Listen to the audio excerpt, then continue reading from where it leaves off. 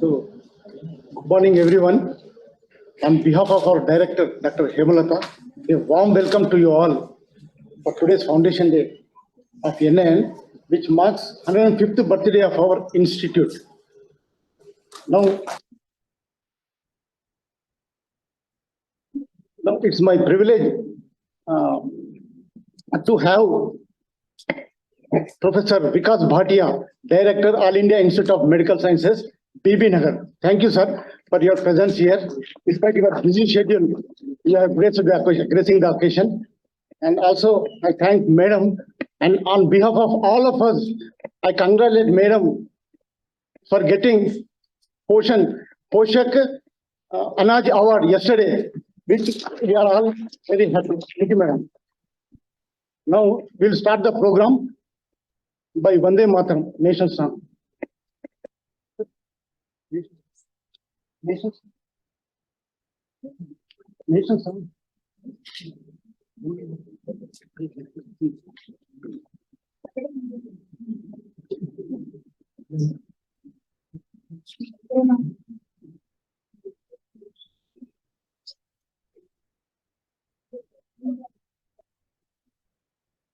Vande Mataram, Vande Mataram,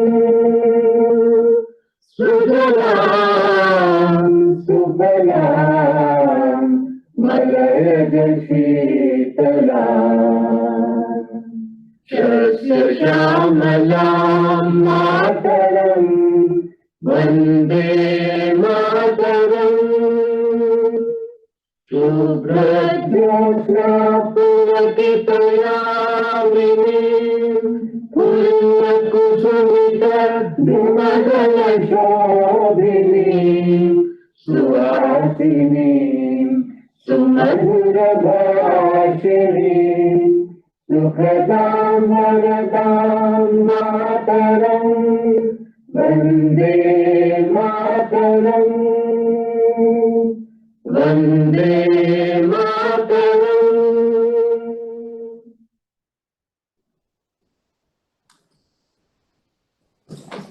Thank you. Now, a welcome dance will be performed by Ms. Akanksha, second year MSc student.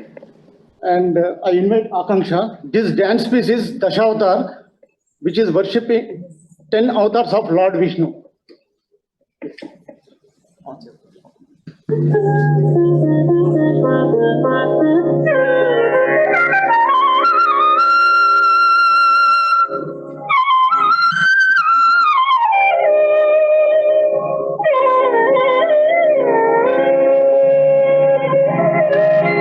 Yada yada hi dharmasya glanir bhavati bharata abhyuthanam dharmasya tadatmanam srijamyaham परित्राणाय साधुना विनाशाय च दुष्कृता धर्मं संस्थापनार्थाय संभवामि युगे युगे।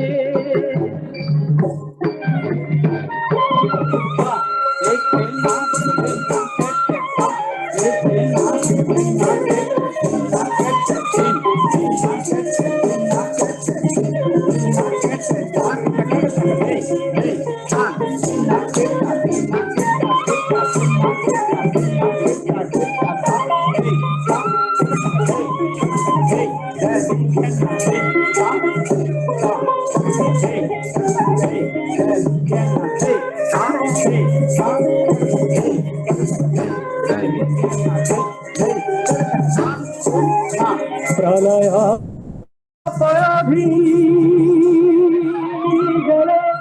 धीतमानतिवेदं धीतवागीत चरितामः केशवधीरा मीना शरीरा जय जगदीश हरे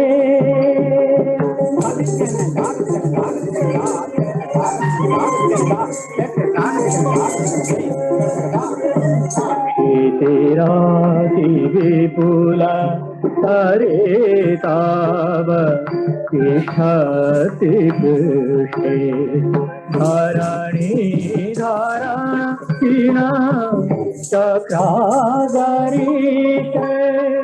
केशवधीर कच्छपरूप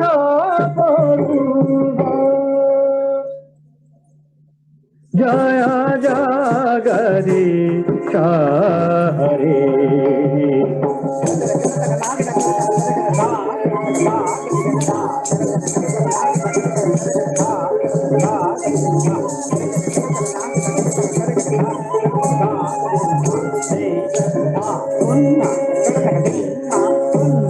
वसति दर्शन शिखरे धारणी राव लग्ना कटिनी कलंक कलेवानी मग्न केशव गीता सुकार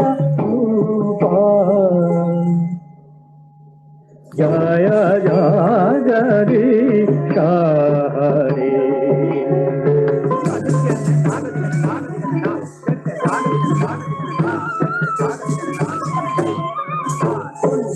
तवकर कमल वरे नाखमद्भुत शृंगम दलित हिरण कटिभुजं केशवधीर नरहरि जय जगदीश हरे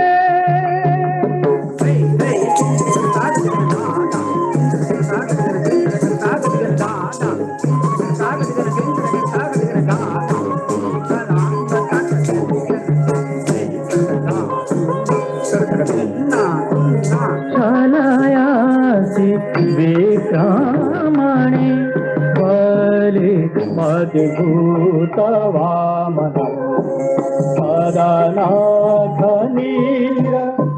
जने सदन पावनं केशवधीत वामन रूप जय जगदीश हरे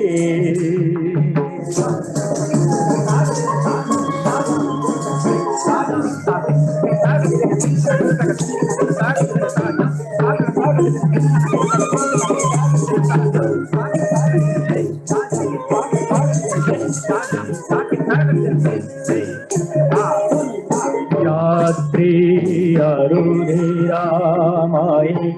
जगदपगत पापं पयति पयति अमित भवतापं केशवधीर भृगुपति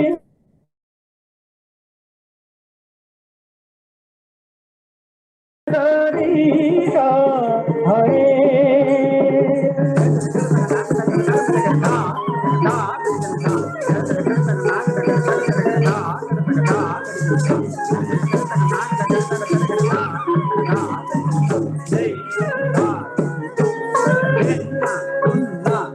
कराची दीक्षु रानी दिगपति कमनीयम् दशमुखमालिं बलिं रामणीयम् केशवधीर राम शरीरा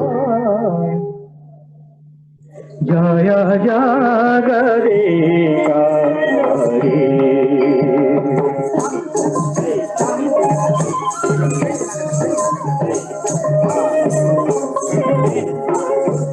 महदीवा पुषि विशदे वासनं दलतावं फलहति दीपि मिलितयामुरावं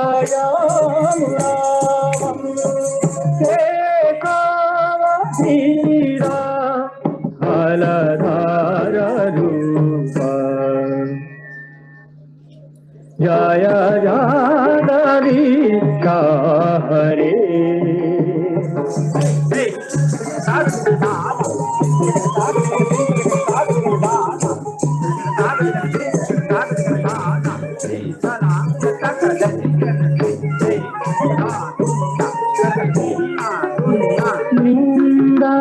निंदासियाज्ञा विधेरा श्रुति जातम् सदा हृदय दर्शितपशुघातम्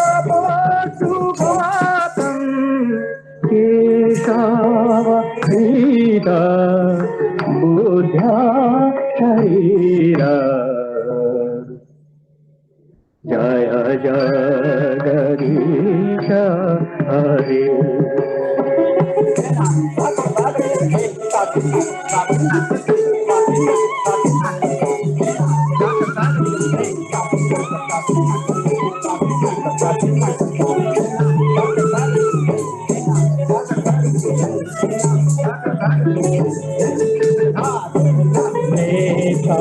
निवाने काराया के कारवाला धूमके तुमीरा दिवापी करायं केशवधीरा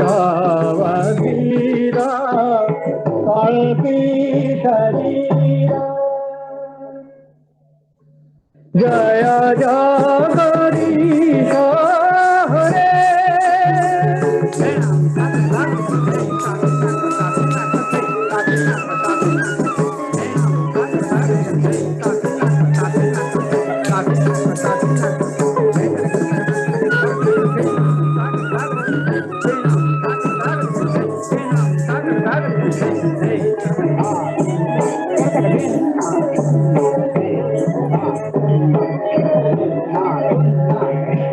जय देव कवीरीरं मुदितमुदारं शृणु शुभदं सुखदं अवतारं केशवधीत दशविधरूप जय जगदीश हरे जय जगदीश हरे जय जगदीश हरे जय जगदीश हरे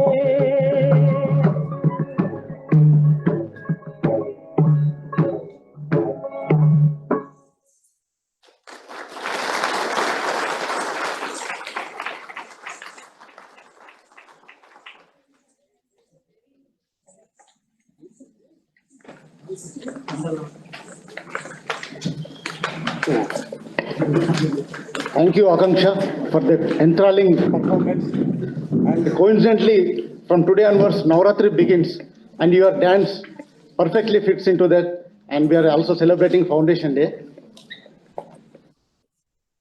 Now, it's my pleasure to invite Professor Dr. Vikas Bhatia, Director AIMS, onto the dais. Give a big applause.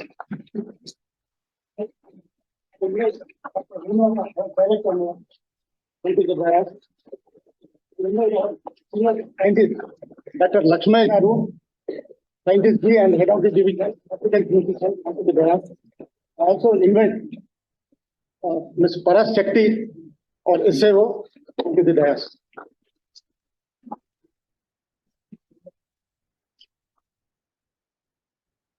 And I request Jarna to greet our chief guest with the flower bouquet.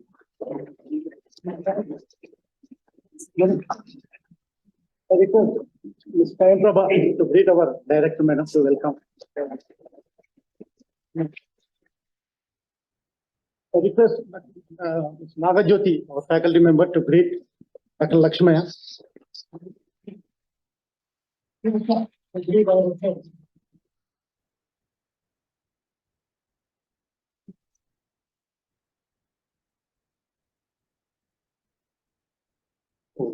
So once again, greetings to you all. As I said, this is this Foundation Day marks 105th birthday of NIN. We are celebrating this event after a 2-year gap due to COVID and other reasons. And celebrating 105 years of existence is very rare, not only for individuals, even for institutes and organizations.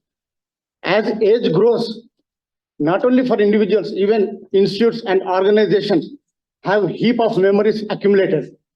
And then to have many diversified memories with turning points and twists. And this is this foundation, during the Foundation Day, it is the right occasion to reminiscence few of those memories. Way back in the year 1918, when India was under British rule, Dr. Robert McCarrison planted seed for NIN in the name of Berry unit in a corner room of Pasteur Institute, Kunur near Ooty, Tamil Nadu. In a span of 7 years, he expanded his research to few more diet and nutrition related research, naming Deficiency Diseases Inquiry Unit. In the year 1925, it happened. During the visit of Royal Commission of Agriculture in the year 1929, the members of the commission recommended a need to establish a Central Institute of Nutrition Research, strongly quoting the works carried by Dr. McCarrison and his team.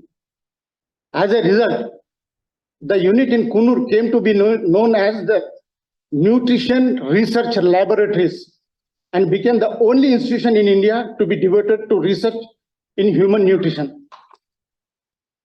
The experiments conducted at NRL, Nutrition Research Laboratories, by then had become famous throughout the country, so much so that even Mahatma Gandhi, at the helm of the nationalist movement, turned to scientific knowledge in search of the diet that could build the vigor and vitality of an impoverished nation. Gandhi seems to have referred to Robert McCarrison's experiments, and Mahatma's correspondence with McCarrison are well documented. In the year 1959, the same nutrition research laboratories were shifted to the present campus where we are sitting now.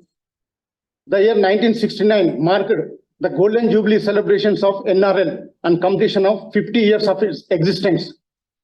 During the celebrations, in recognition of its human contributions to nutrition research, the governing body of ICMR renamed and redesignated Nutrition Research Laboratories as National Institute of Nutrition.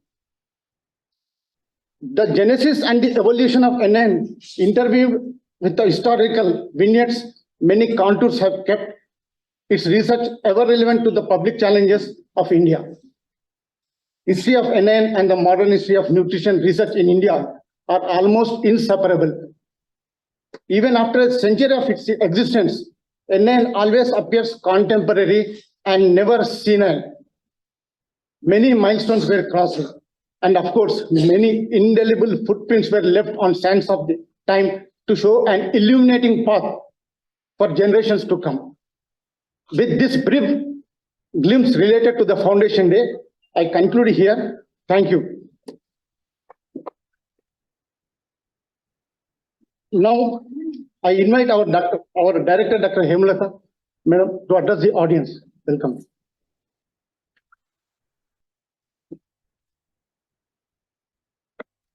Very warm greetings. Thank you, Dr. Maheshwar. You have very beautifully narrated the history of NIN, and I'm really delighted to have Dr. Vikas Bhatia, our chief guest today, who has kindly agreed from his busy schedule to be with us for this occasion. To add to what Dr. Maheshwar said, yes, NIN has always been contributing significantly to all the national and state programs. Even today, we are contributing to integrated child development services. You may not be aware, but all the staff is aware. Then integrated child development services, then midday meal programs, vitamin A prophylaxis program, iodization of salt, double fortified salt. And we are the ones who give recommendations for how much calories and protein should go into nutrition supplementation programs, and also infection. Like, for example, the recently released tuberculosis nutrition program by the Vice President was also recommended by us.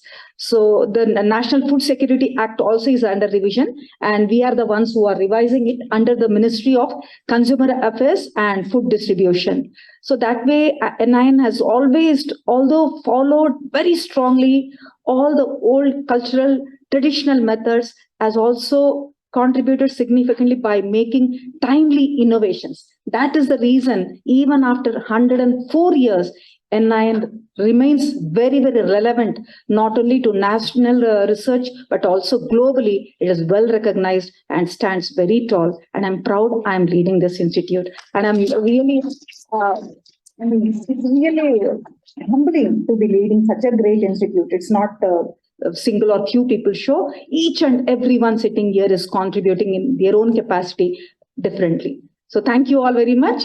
And thank you, the chief guest, also for having accepted our invitation. And traditionally, because of this anniversary, we have this tradition of honoring our people who have retired and who have completed 75 years of age. They are sitting there. Out of 5, 3 have come to or living abroad. So thank you very much, Pantlu Garu. You said you'll give the names. Thank you very much. You took the pain to come all the way. Thank you very much. And we also have Sri P.V. Parthasarathi. Thank you very much, sir, for being with us. And then Subba Reddy. Oh, you were there in maintenance all the time. I used to fight with him to get my work done. He used to, put up with all our tantrums and work very hard and contribute to significant. Thank you very much. Pantlu Garu also excellent in typing, and he would catch even the smallest mistakes possible. So as scientists, if we want to publish the papers, if it goes through him, we will be rest assured that it is clean and neat. So thank you all very much for being with us. Then apart from the retired people, we also have the tradition of honoring people who are working and who have completed 25 years of service. And we have 16 in number, and we are going to felicitate all of them, sir. Thank you very much. So here I would like to say, Dr. Vikas Bhatia, it is really honoring to have him with us. See, if you have a goal or vision, it is important to have clarity of thought. You should know the details of how you are going to achieve it. More than the goal, you should be having a lot of clarity on the path that you're going to take. Apart from these two things, that is, you have the goal in your mind, then you have the clarity of thought, how you're going to achieve that goal. And the third very, very important thing is you have to move out of your comfort zone to do this work. And that is what we see exemplified in Dr. Vikas Bhatia. Such an excellent, fantastic scientist, academician, administrator, all rolled in one. He's very, very hardworking. He's intelligent. He's a visionary, and he has the clarity of how to achieve that. And he also moves out of his comfort zone, goes to the nook and corner of the country and works. He is the founder, director of AIIMS Bhubaneswar, and then here also almost he is the founder of AIIMS BB Nagar, Hyderabad. So thank you very much for being with us. So with these few words, I would like to conclude. And also, I remember I have to congratulate this little girl who beautifully danced. And what expression I saw in her face. The anger of Nrsimha Swami and the Varahi Avatar, and the calm and serene expression of Ram Avatar and Krishna Avatar. Very, very beautifully done. Thank you so much. You really took me to that series of 9 avatars. Thank you very much. Congratulations.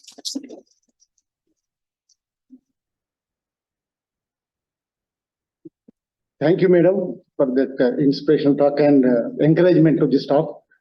And now we have to perform the most attractive program of this Foundation Day, that is felicitation to the senior staff, that is pensioners who have completed 75 years of age, and the staff who have completed 25 years of age. Now, I request our Madam Director and Chief Guest to felicitate them. Now I invite Sri K. Sayana Pantul Garu, who retired in the year 2008, I believe.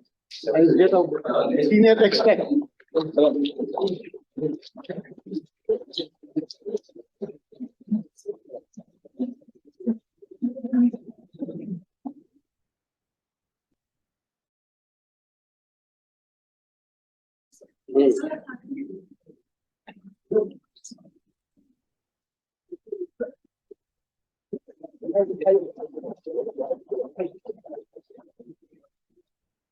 Now I invite Sri P.V. Parthasarathi Garu.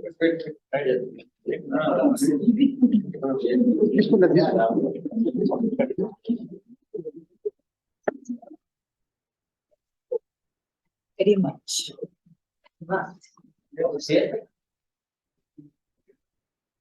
Now P.V. Parthasarathi Garu.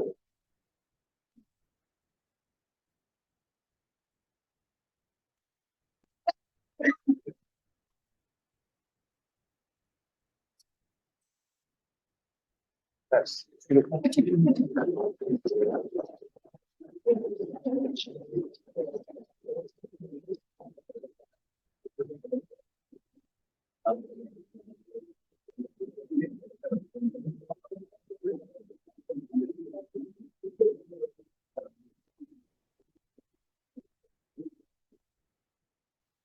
I invite Sri A. Subbareddy Garu, who retired as AO.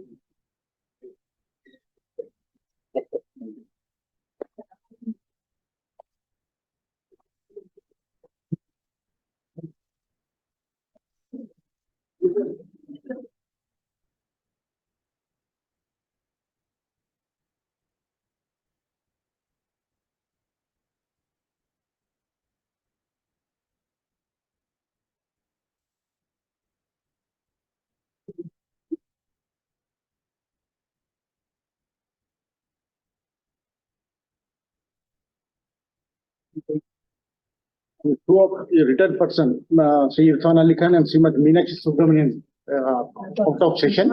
And now I request all the staff who have completed 25 years of service. Now first Dr. C. Suresh, he has joined in NIN as research officer, subsequently promoted to scientific B, E and F.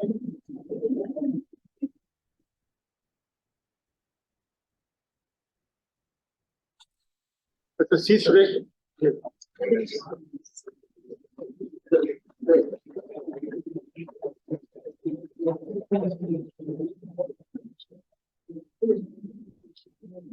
Now I invite Dr. Ahmed Ibrahim, started his career as research officer in NIN and subsequently promoted to SRO, scientist B, E, and now he is scientist F.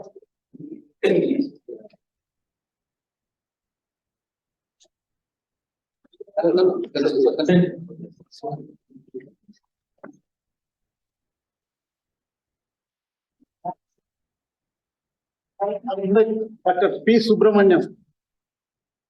Sorry, Dr. P. Suryanarayana. Now, Dr. P. Suryanarayana. He joined in NIN as research officer and subsequently promoted as senior SRO, scientist D, E, and F.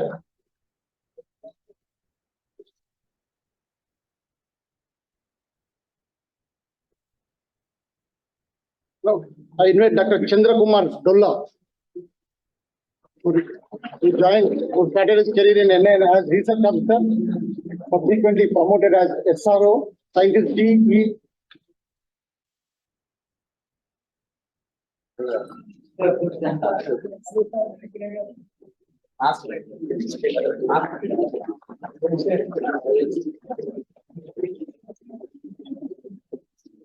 Now I invite Mr. K. Jangaya, animal attendant.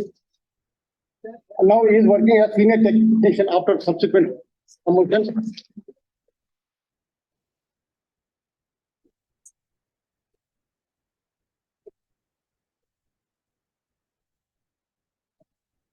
I invite Mr. Arlappa, who is working as laboratory assistant. He started his career as animal attendant in the year 19 96.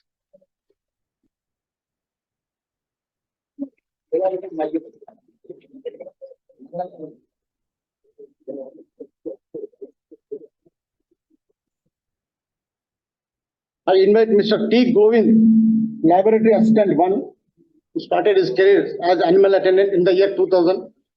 Mr. T. Govind.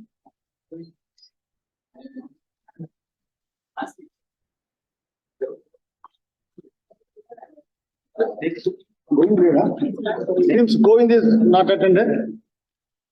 I invite Mr. Muhammad Habibuddin, Laboratory Assistant 1. He started his career as animal attendant in the year 2000.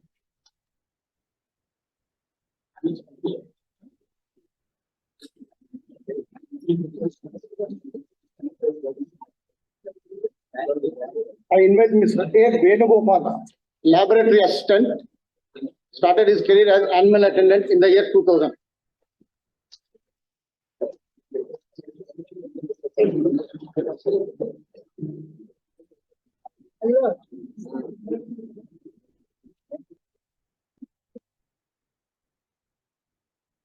I invite Mr. P. Nagulu, Laboratory Assistant 1. Mr. P. Nagulu started his career as animal attendant in the year 2000.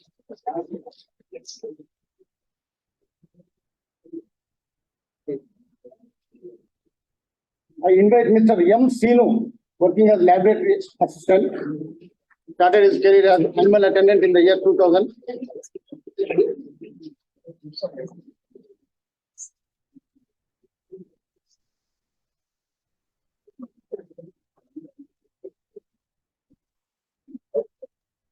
I invite Mr. B. Nageshwar Rao, working as laboratory assistant 1,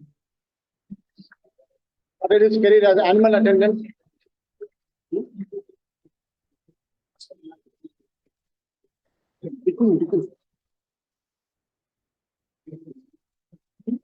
I invite Mr. Govind, who just missed now. How he is here? Laboratory assistant 1.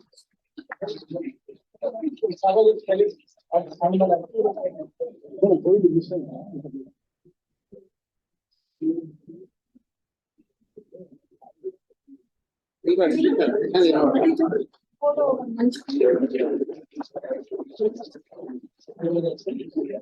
Mr. M. Kishan, and working as laboratory attendant. Sir, M. Kishan.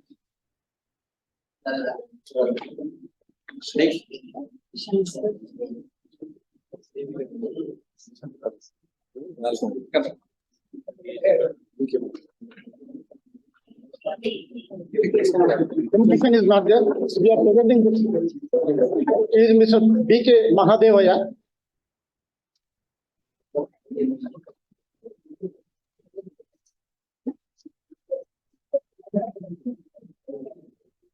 I invite Mr. Chandra Prakash, Laboratory Assistant 1.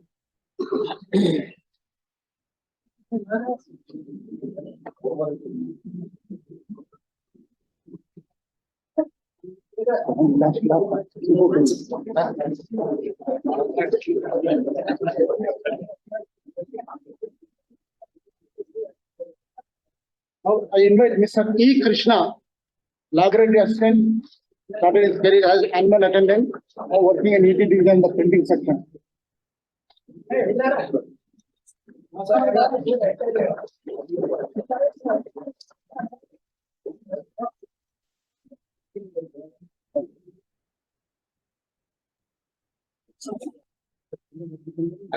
Hi. So thank you for presentation. Yes, now. No, here, sir. Okay. Now I invite Professor Dr. Vikas Bhatia, our chief guest today. And before his presentation, it's our pleasure to introduce him briefly to the audience. I request Dr. Uma Chitra to introduce him. It is indeed an honor to be introducing Professor Vikas Bhatia today. Professor Vikas Bhatia is the Executive Director at the All India Institute of Medical Sciences, BB Nagar, a position he has held since May 2020. Within a short span in this hospital, he started the OPD, research, indoor services, COVID care services, and established the ICUs. 19 departments with 90 regular faculty are functional here. Dr. Bhatia was the founder dean of All India Institute of Medical Sciences, Bhubaneswar, for nearly 7 years, where he played a significant role in establishing a new institute of national importance under the Ministry of Health and Family Welfare, Government of India. 58 courses were operationalized here. He also served as the Chief Vigilance Officer and as Editor-in-Chief of the Indian Journal of Community and Family Medicine under the aegis of the Ministry of Health and Family Welfare, Government of India. Dr. Bhatia was appointed as the Chairman, 7th Central Pay Commission for Autonomous Institutes, also by the Government of India. Dr. Bhatia, as Professor and Head, also established the Department of Community Medicine and Family Medicine at AIIMS Bhubaneswar, which has 3 health centers and several clinics, including the Government of India approved Yellow Fever Vaccination Center, immunization and others at the AIIMS Hospital. He has published over 159 articles in reputed journals and has, to his credit, 50 funded research projects, reports and documents. He has also authored technical resource material of 26 books and modules. He has been invited to national and international conferences held in many countries, including Germany, Belgium, Scotland, Australia, and France. He has traveled around the world in his official capacities. Dr. Bhatia has been awarded and honored by various organizations in India and abroad. He is a member chairperson of various task force committees and core groups and national and international professional bodies. Thank you.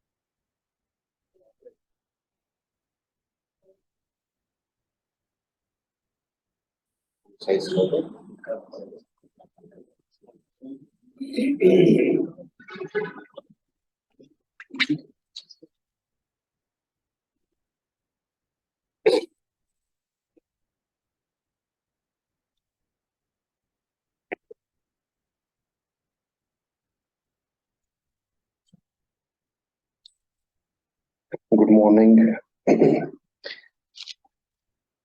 Dr. Hemalatha, Director NIN,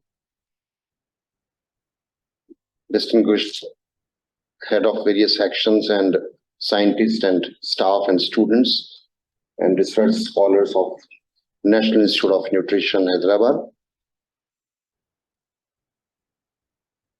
First of all, my special good wishes and congratulations, a lot of good wishes on 105th Foundation Day ceremony of NIN. When someone says 105, it itself gives a different feeling on what we are talking about. 105 years. 105 years, students read history, that how the British Empire was there and how the freedom was given to us, how India became, this modern day India. So 105 years, we just heard a few minutes back that how it started in the British time as a research laboratory for the nutrition. And in 1969, it was given the new name, National Institute of Nutrition.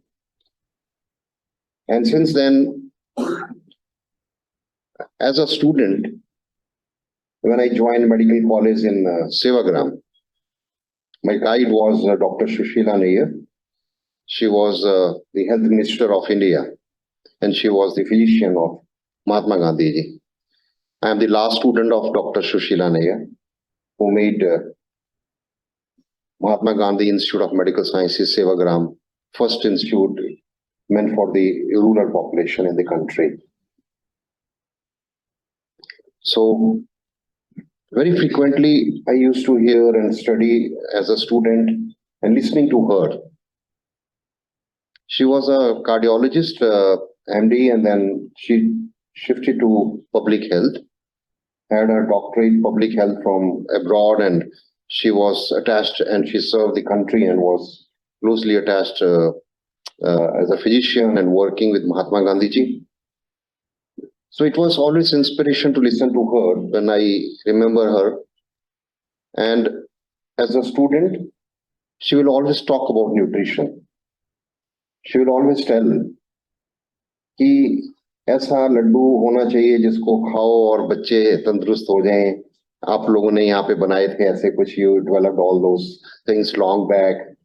So we used to read. NIN is there. They do a lot of work. They tell us what is to be eaten and how many calories are there and what is the recommended dietary allowances. So when we move further in our profession and nutrition became, and I specialized in community medicine, and there are so many vast areas of public health challenges in the country. But one area which really was very close to me right in the beginning, which attracted me, was the nutrition. And while working in the villages of Maharashtra in Vidarbha area, where there are a lot of communities who do not have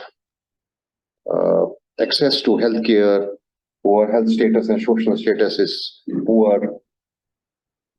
And while working over there and with the people there, I found that small children who are playing in the evening, suddenly they start falling. And it was so rampant that night blindness, vitamin A deficiency, used to feel that what has happened now. It used to give a feeling, just giving 1 spoon or 2 spoons can change the life of this child. And why are we not able to do? So those were the times, and today vitamin A prophylaxis program and that kind of deficiencies we don't see now. And the program has been implemented since then. And the BTOT spots and cirrhosis, and so common it used to be about 30, 40 years back. We don't come across that.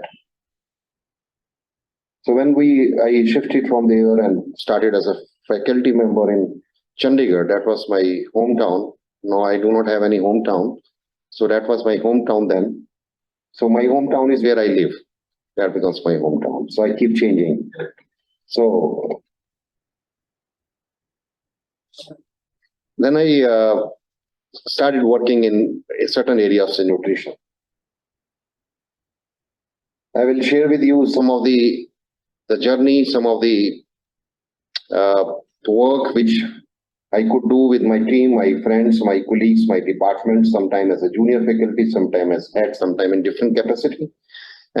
But we always had a great regards and respect for the NIN and the work which was done. I do not know what was done 105 years back or first 20, 30 years, early years. But of late, various documents which are generated, which are there, and our resident doctors, they read them. We see that all those documents are available in the library and they are well aware of various recommendations. And we heard to Dr. Hemalatha in the morning that even the Food Security Act, which is being reshaped. So some of the challenges get addressed, but new situations, new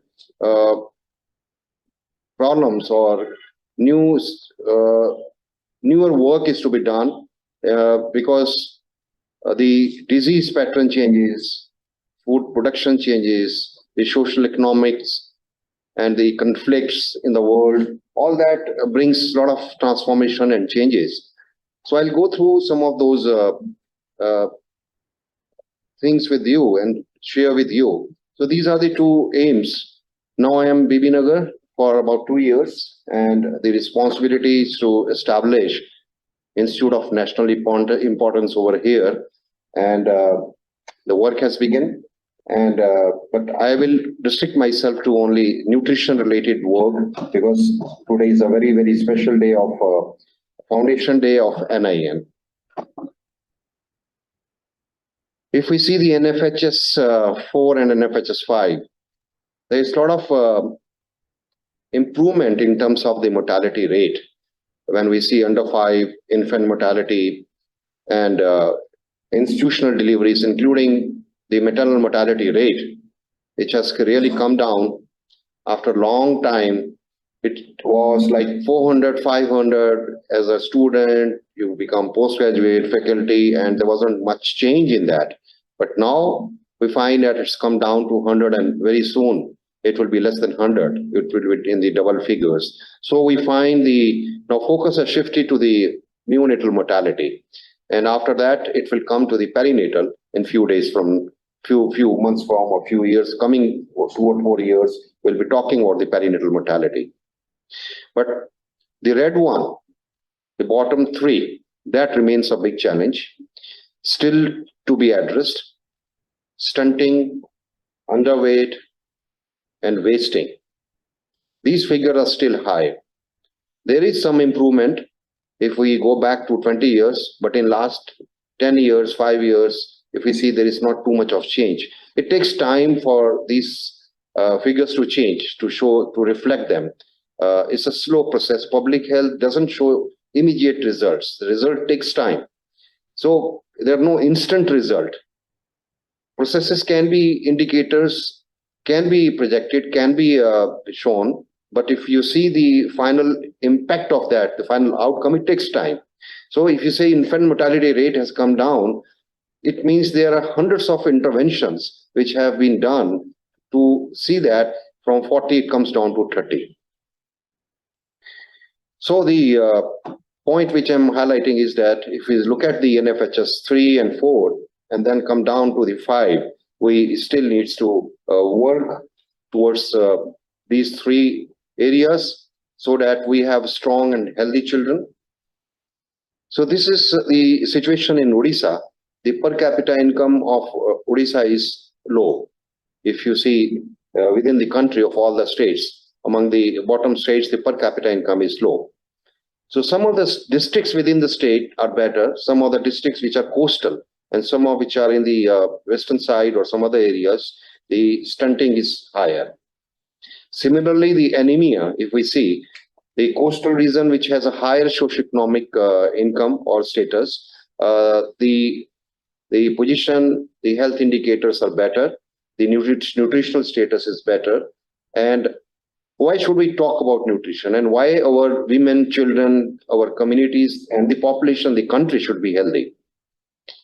Because economically and socially, it's the impact, the number of people, the gross national product will increase. The productivity will increase, the efficiency will increase, and the women empowerment and their contribution to the society. And of all the things, one thing is definite, that we will be able to win a lot more gold medals, silver medals, and bronze medals in Commonwealth and Olympics. For that, we need to have our children and women stronger and healthier and having good nutrition. So women is a life cycle approach from the adolescent age to the reproductive age, or in between when they become pregnant and then lactating period. We find that the BMI below 18, a large number of women are still in this particular group, less than 18.5. This is not expected. It needs to be addressed. We need to find a way out. And when we see in the Anganwadi centers, the weighing scales, most of them you'll find they are not working. We do not know how the BMI is calculated. We need to find out a simple way of MUAC, mid-arm, upper arm circumference. And we worked on that in Odisha. And the simple way and trying to compare with the BMI, it has shown good results. We cannot follow the standards of the African country women, where the BMI, they are taller and stronger. So we need to find specifically for India and also for the various reasons. The people in one state may not be as tall and as strong as in some other state. So the regional differences should also be addressed and need to standardize, and it can be a very simple and easy way to do. It may not be very 100% correct, but what information we get out of the faulty weighing scales, we can't say. So BMI needs to be addressed. So we need to have appropriate addressing this issue also. And if women is getting a good nutrition, we have to reduce the low birth weight. Children who are born, newborns. So that also is, we studied 1/3 children born in the country are low birth weight. There is some improvement. A lot of SNCUs have been established. Neonatal care has strengthened. So this needs to be, but still a lot of work is to be done to ensure that the number of children who are born in the country, they have weight of 2.5 kg or more. There are many nutritional interventions which are required to reduce the child mortality and have a better child survival. But we are still looking at high percentage of children who are malnourished, underweight. And 6 months' time, as a medical student in first year, we were taught that 6 months' time is so important. And even today, we can see in this slide, there's a huge gap. And even today, the communities are not able to understand what is to be given at 6 months and what is the complementary feeds. If we ask the students what is to be given, they say you give banana, you give rice, you give this.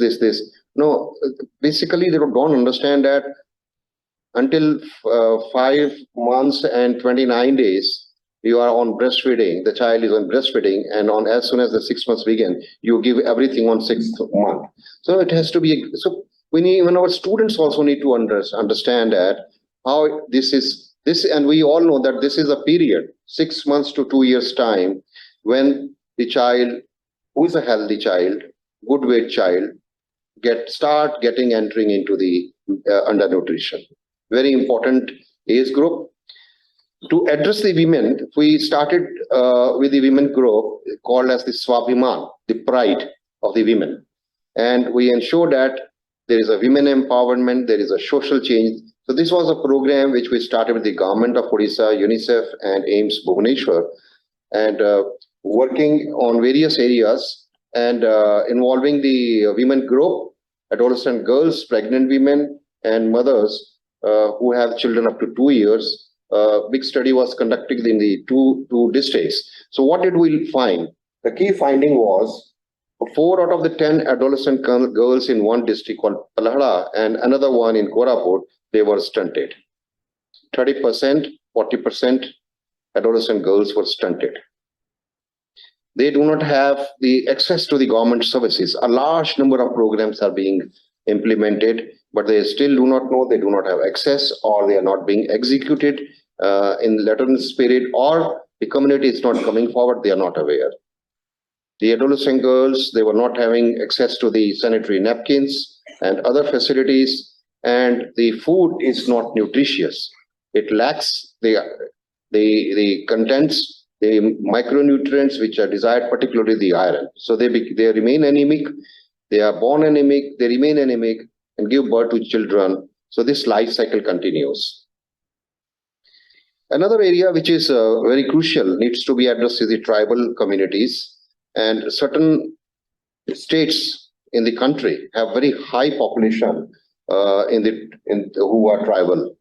And sometimes even in the Northeast and many states, this is of 2011 here. So it's Andhra and Telangana as one.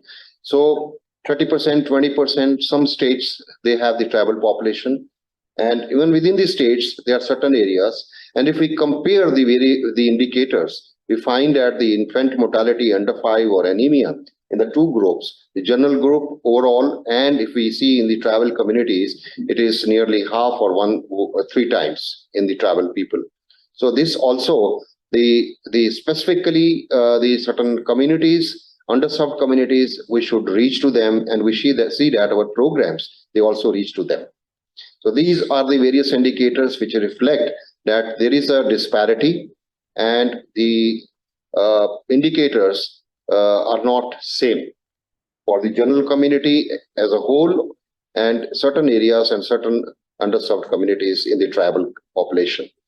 There is a particular group called PVTG, particularly vulnerable tribal groups. Now, in general language or sometime maybe on media, people address them as Adivasis or the tribal communities who are not in the mainstream, and they are not connected with the world, and they still live in the pre-agriculture era. They have a different language. We work for them, and it is very difficult to enter into their areas. We can't go. We hear about like Port Blair, and so this is a group, tribal research institutes, which identified that who are these communities, and they have specific weight of their existence. One is that they live in the pre-agriculture state. They are still in hunting, and also the population is also declining because they do not follow the modern day medicine. They still follow their own ways of living, and they don't allow to mix up with the general population. So to reach to them, there are 13 such communities, and even in Odisha, they don't speak Odia. They have their own languages. So there were challenges, and we wanted to bring to the mainstream.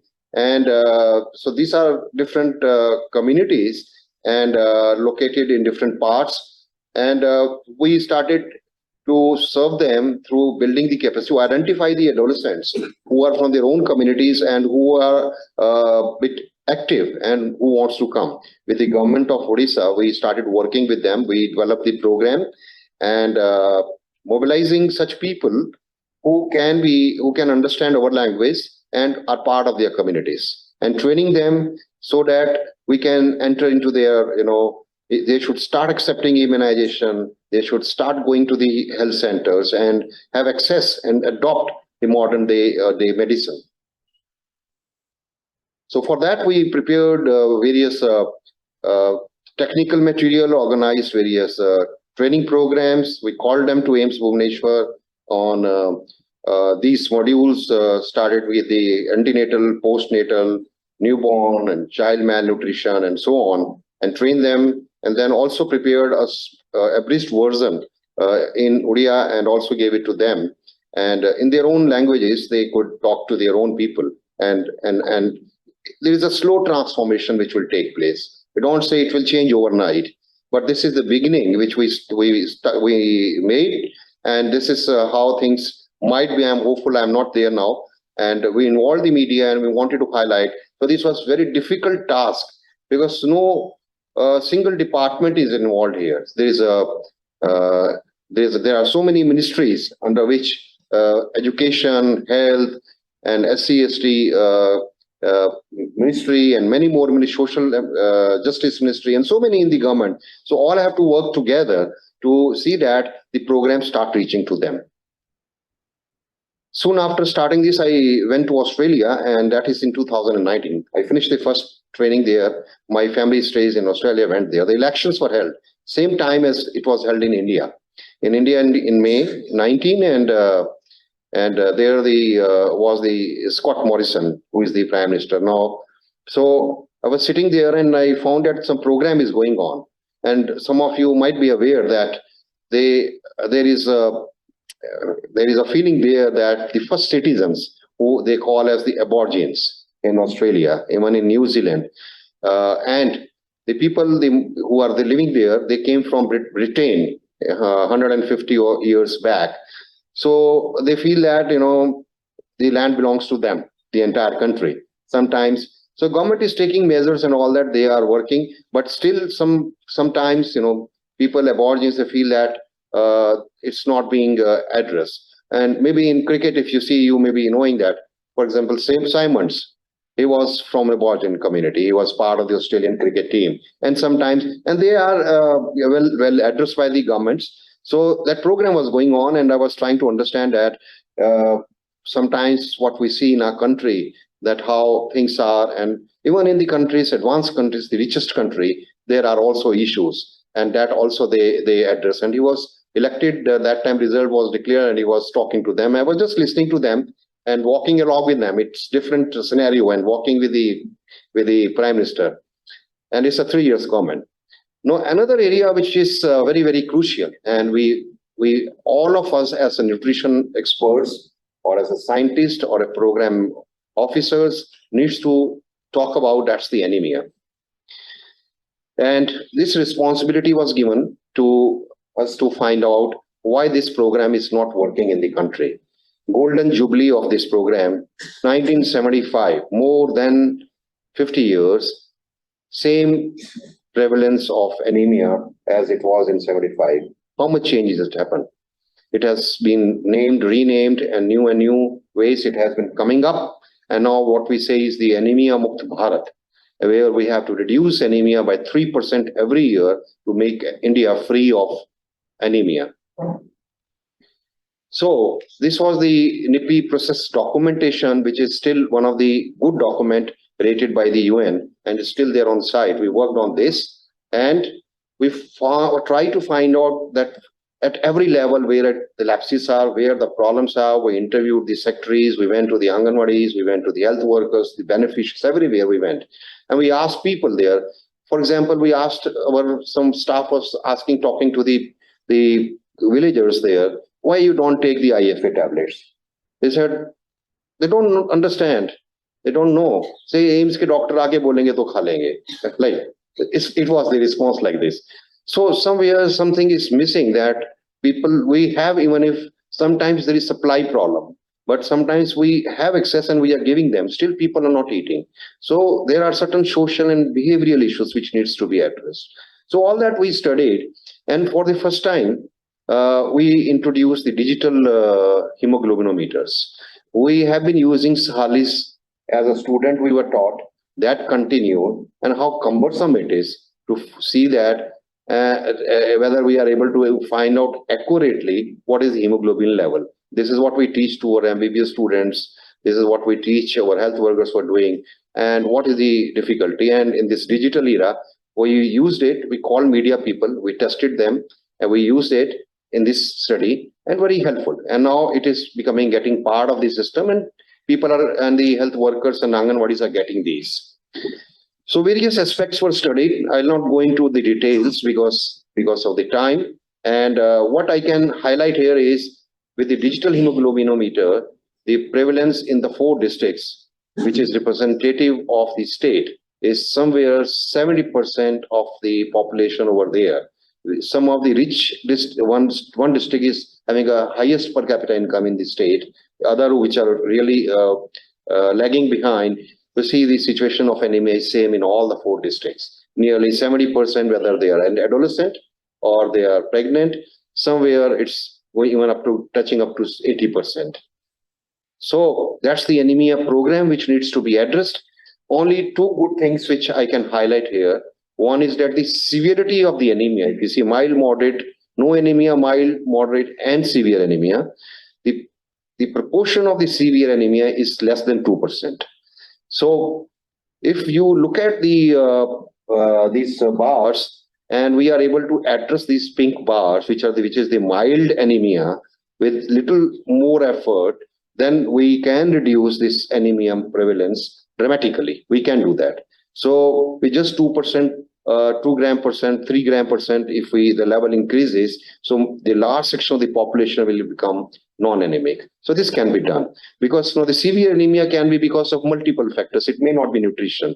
So this is possible. So because of this, if you see, this is what I was telling, that if you look at various instruments and salis and other things, these are not available.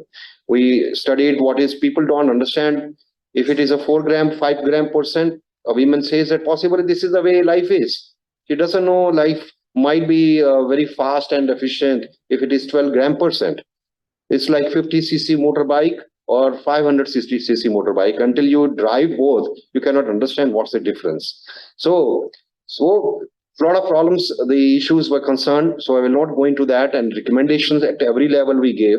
So what we made is the anemia-free Odisha, their documentation, which was like 200 pages, and it was released, and then it was advocated with the government, and we are happy that what we started as a NIPI program, and from it became the Anemia Mukt Bharat, and then when it became from Odisha to national level at Anemia Mukt Bharat, we started again implementing as Anemia Mukt Bharat in Odisha, and we reached to the DRDO and many more areas and started implementing it.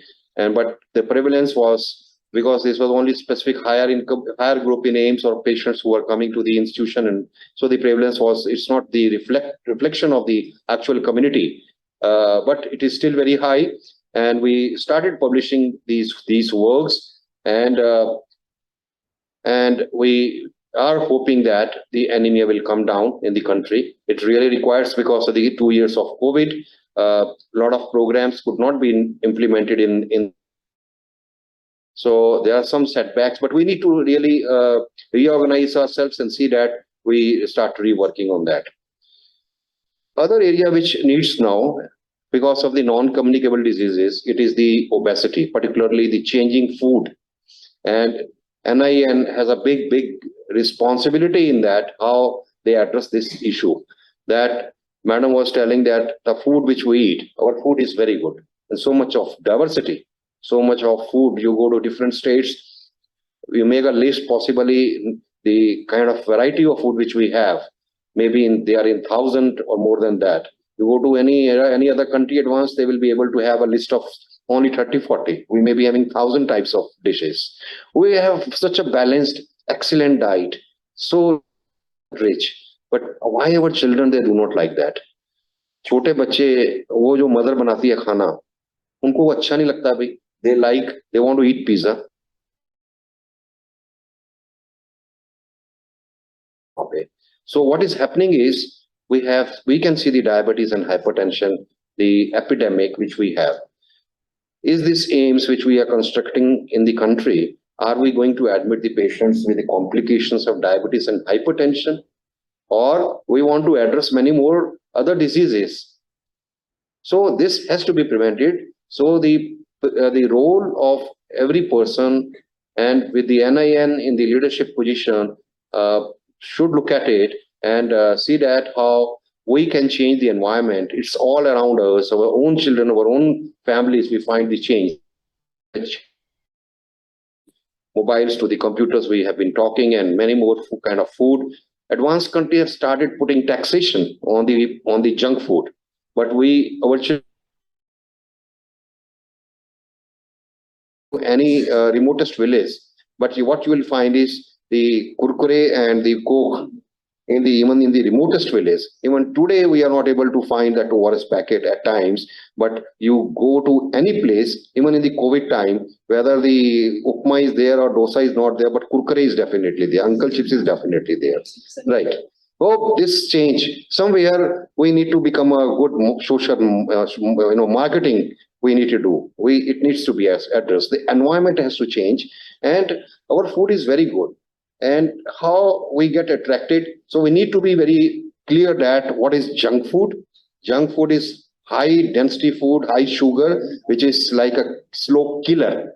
And we love that burgers and soft drinks. Instead of water, youngsters, they like to have the cokes. Why?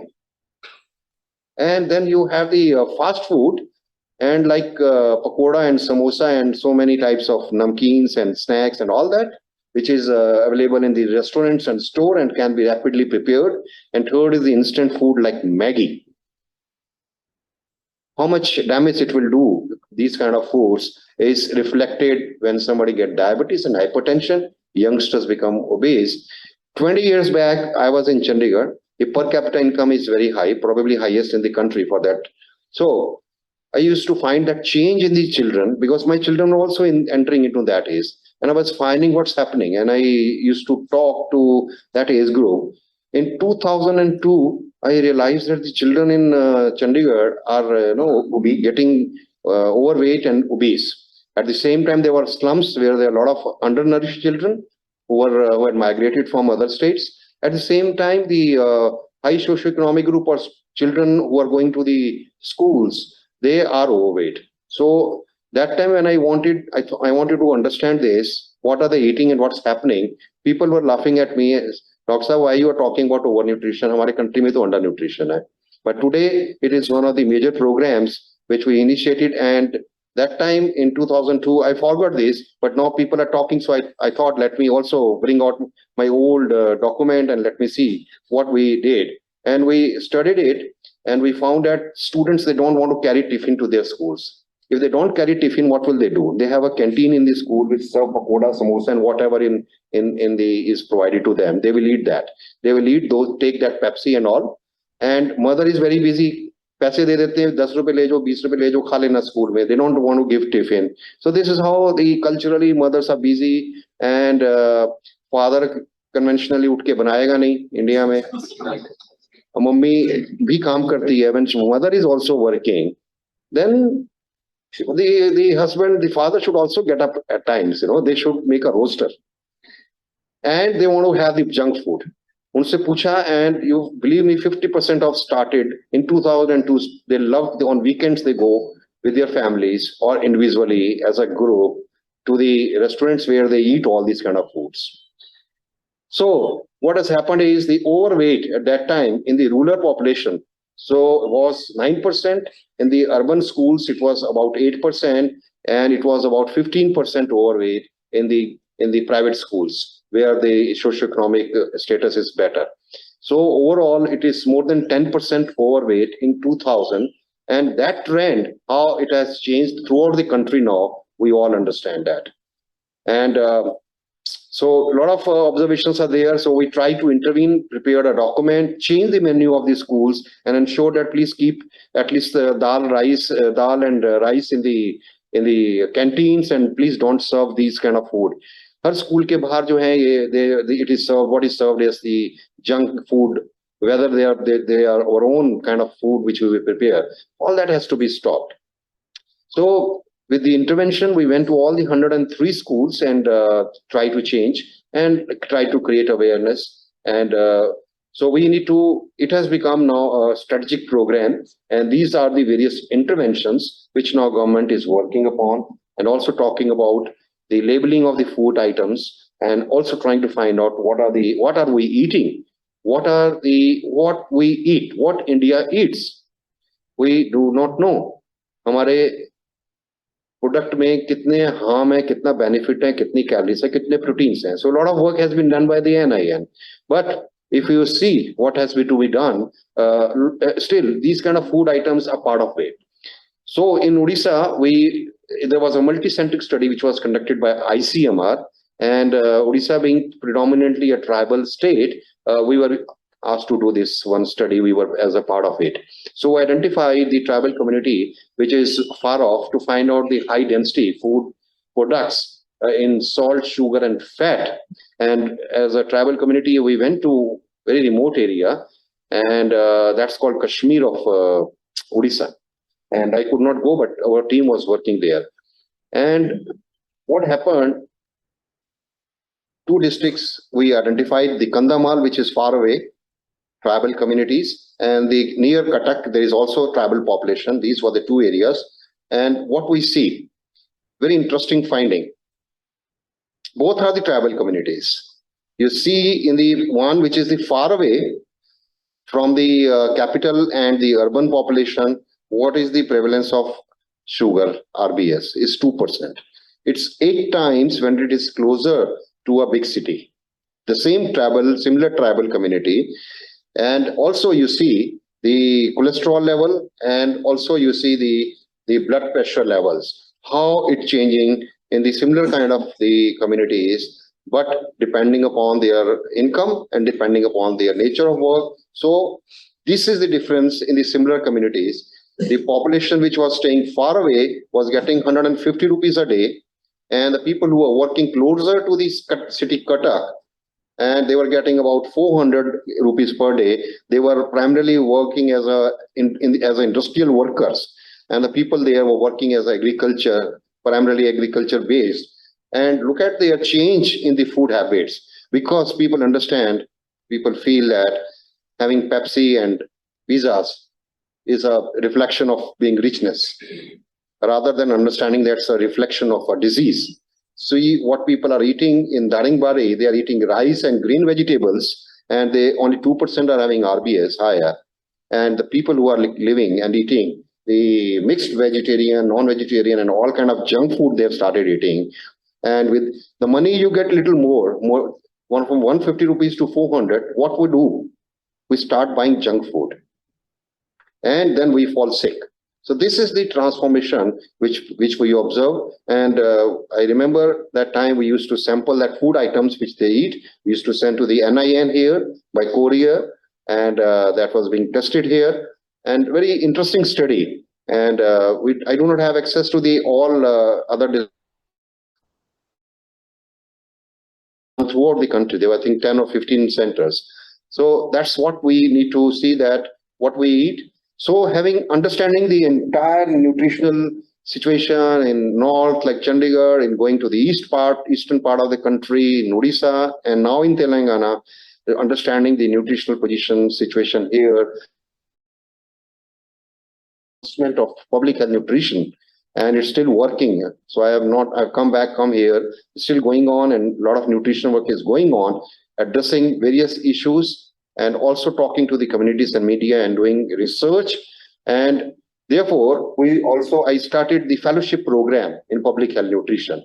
Our doctors or our scientists, even the PhD scholars, if they want, we should develop a group of people who are technically sound in public health nutrition and various aspects. We teach nutrition in MBBS right from the first year in biochemistry, physiology, every subject, pediatrics, medicine, community medicine, and so many. And, we keep on telling, and when you ask them practically what is to be eaten, tell the people. Doctors are not able to explain them. We keep on teaching them for 5.5 years. So that really also needs to be addressed in the medical education, and or specializing the people. You have certain courses here, that's nice. And also started the journal to share our various programs. We're happy that yesterday you got the award, NIN on Poshan. What's the name of the award? Poshan. So at that time, the government of India, under the leadership of our Prime Minister, started the Poshan Abhiyan 2018 to address all these issues of wasting, undernutrition, stunting, anemia, and all that. And then now it has become Poshan Abhiyan 2.0 with certain more awareness, some more interventions, some more activities being introduced. And we are into the month of September. This month is called as Poshan Maha. We are organizing and celebrating or conducting various activities in these months. And we hope that the situation will change. So we went to Niti Aayog and recognized for the work on the nutrition and Poshan Ma. So this is the change in modern day country, modern India. And we are finding how overall weight on the earth is same. Overall, the weight is same, right? But only thing is the size of how it is changing. So it's a long journey. No one in isolation can change. We have to solve our problems. Our country has to solve our problem. So we have our good friends like NIN, and we are here, our team is here. So we are already started having a good understanding, collaboration, and working relations, and we want to strengthen further and see that how we can start newer courses, technical courses, academic courses, and various programs, research, and how best we can serve the people in Telangana, and nationally how much we can reach to them. So with these words, I once again say, बहुत बहुत मुबारक हो और नवरात्रि की शुभकामनाएं, दुर्गा पूजा की शुभकामनाएं, और जो बतुकुमा जो फेस्टिवल है तेलंगाना, उसके लिए आप लोग सेलिब्रेट कीजिए। और कोई अच्छा सा जो इंडियन फूड हो तो मुझे भी दीजिएगा. Thank you very much. Take this. Take this.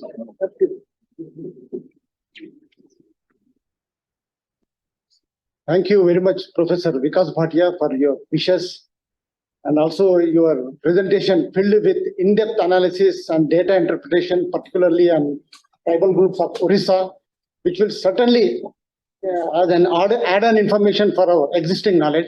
Thank you very much, sir. Now, it's our privilege to honor our chief guest. I invite Dr. Hemalatha, our director, onto the dais to felicitate our chief guest. Suddenly forgot. Madam.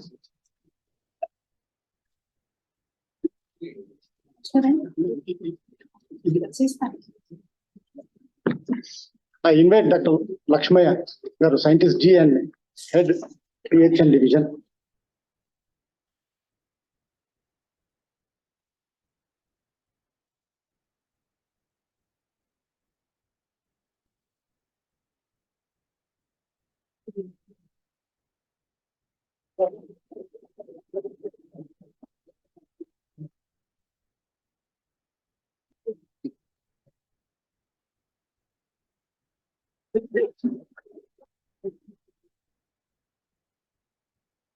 And with this, we conclude this Foundation Day celebration session now. And I invite you all to join for high tea arranged in the corridors of Assembly Hall.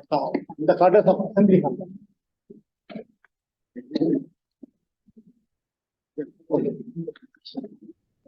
Before breaking for tea, let us play national anthem.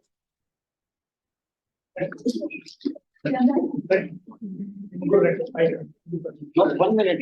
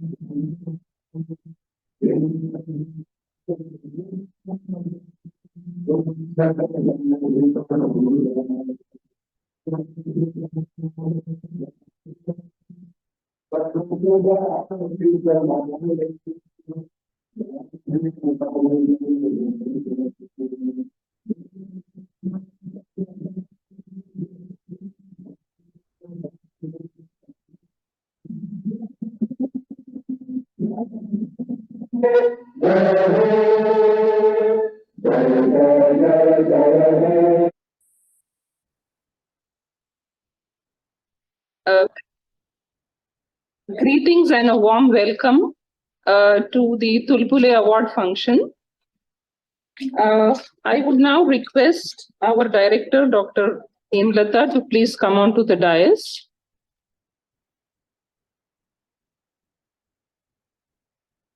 I request Dr. Lakshmaya, Scientist G and Head Public Health Nutrition, to come on to the dais. I now request Dr. Arlappa, Scientist F, Public Health Nutrition Division, to come on to the dais. I request Dr. B. Dinesh Kumar, Retired Scientist G, to come on to the dais. And I request Dr.M.MaheshKumar to come on to the dais, please.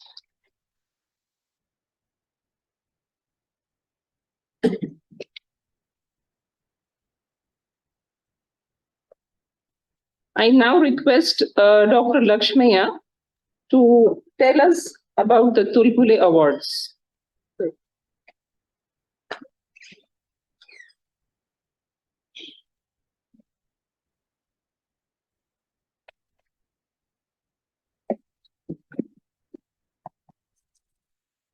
Very good morning, my colleagues and students, everyone, and respected chair of this meeting, and my colleagues, and the awardees, Dr. Arlappa and Dr.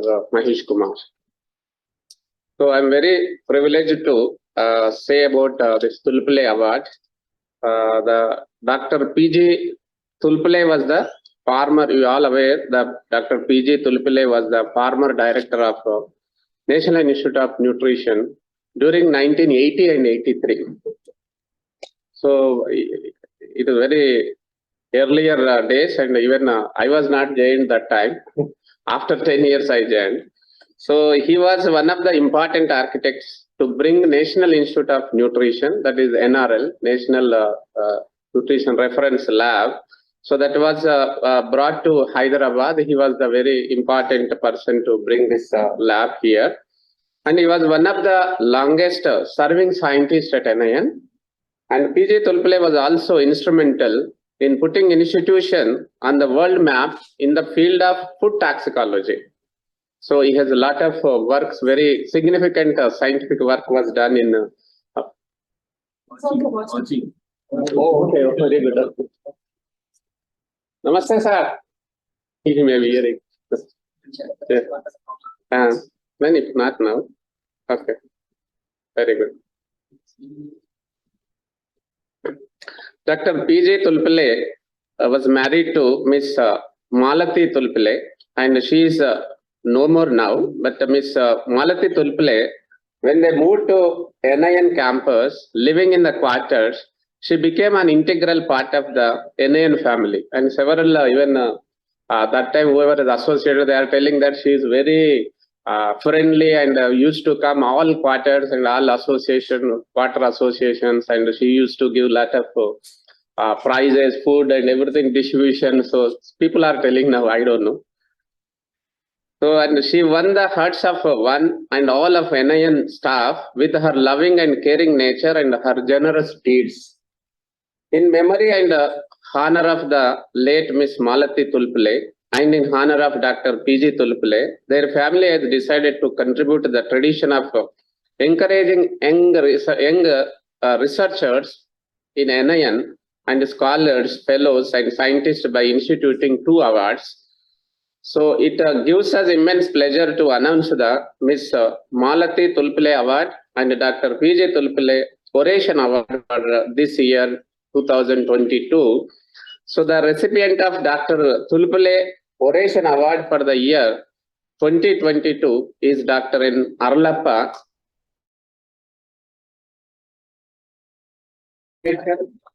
I am also proud because he is from my department. And another award, the recipient of Miss Malati Tulpule Award is going to Dr.M.MaheshKumar, Scientist Chief, Department of Clinical Epidemiology. So congratulations, both of you. Thank you. Thank you. Not just young scientists, even old scientists are.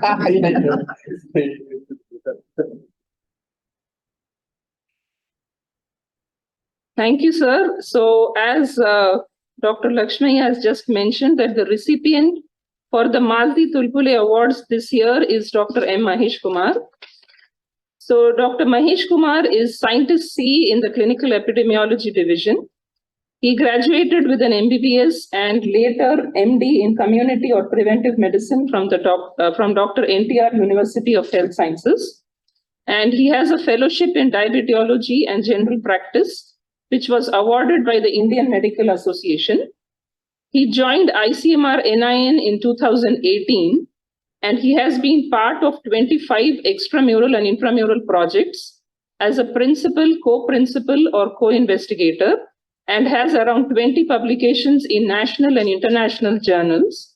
And he has given guest lectures, authored a few book chapters, and periodical reports. He took a significant role in conducting an epidemiological investigation of acute neurological illness at Eluru. Reports and recommendations have helped the state government and subsequently prevented similar outbreaks. He has active involvement in vitamin B1 outbreak investigation in the Barak Valley of Assam, and along with his team have standardized techniques for estimation of thiamine in blood and milk samples. And this has led to his participation in Global Thiamine Alliance and is currently conducting a study on infantile beriberi in Assam and Tripura. He has trained interns and exchange students and worked on the estimation of early renal biomarkers in diabetics in urban Hyderabad. Dr. Mahesh has been involved as team lead for repeated rounds of national and state COVID zero surveys, and he was a focal person for adverse effects, follow-up of Covaxin beneficiaries during its clinical trial phase in Telangana state. So he's also the member secretary for the NIN Journal Club, Center of Excellence in Climate Change, and has contributed to generating health action plans, surveillance and IEC material for climate change on human health, including nutritional diseases. His research area is public health nutrition, non-communicable diseases, outbreak investigations, and micronutrient deficiencies. So I now request our director to kindly present the award to Dr. M.Maheshkumar, Smt.Malati Tulpule Award.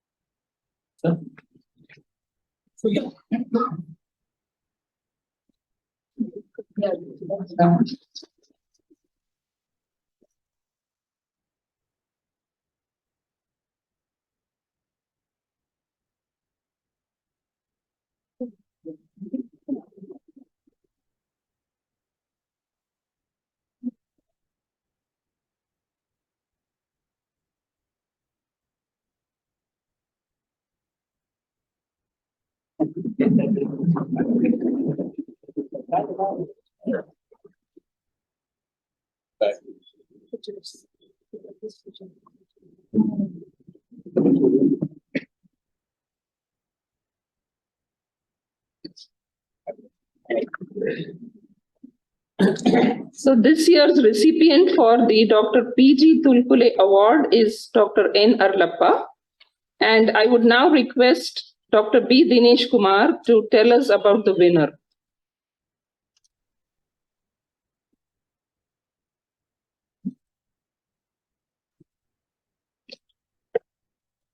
Dr. Hemalatha, Director, National Institute of Nutrition, Dr. Lakshmaya, and awardees Arlappa and NIN. Ladies and gentlemen, my staff.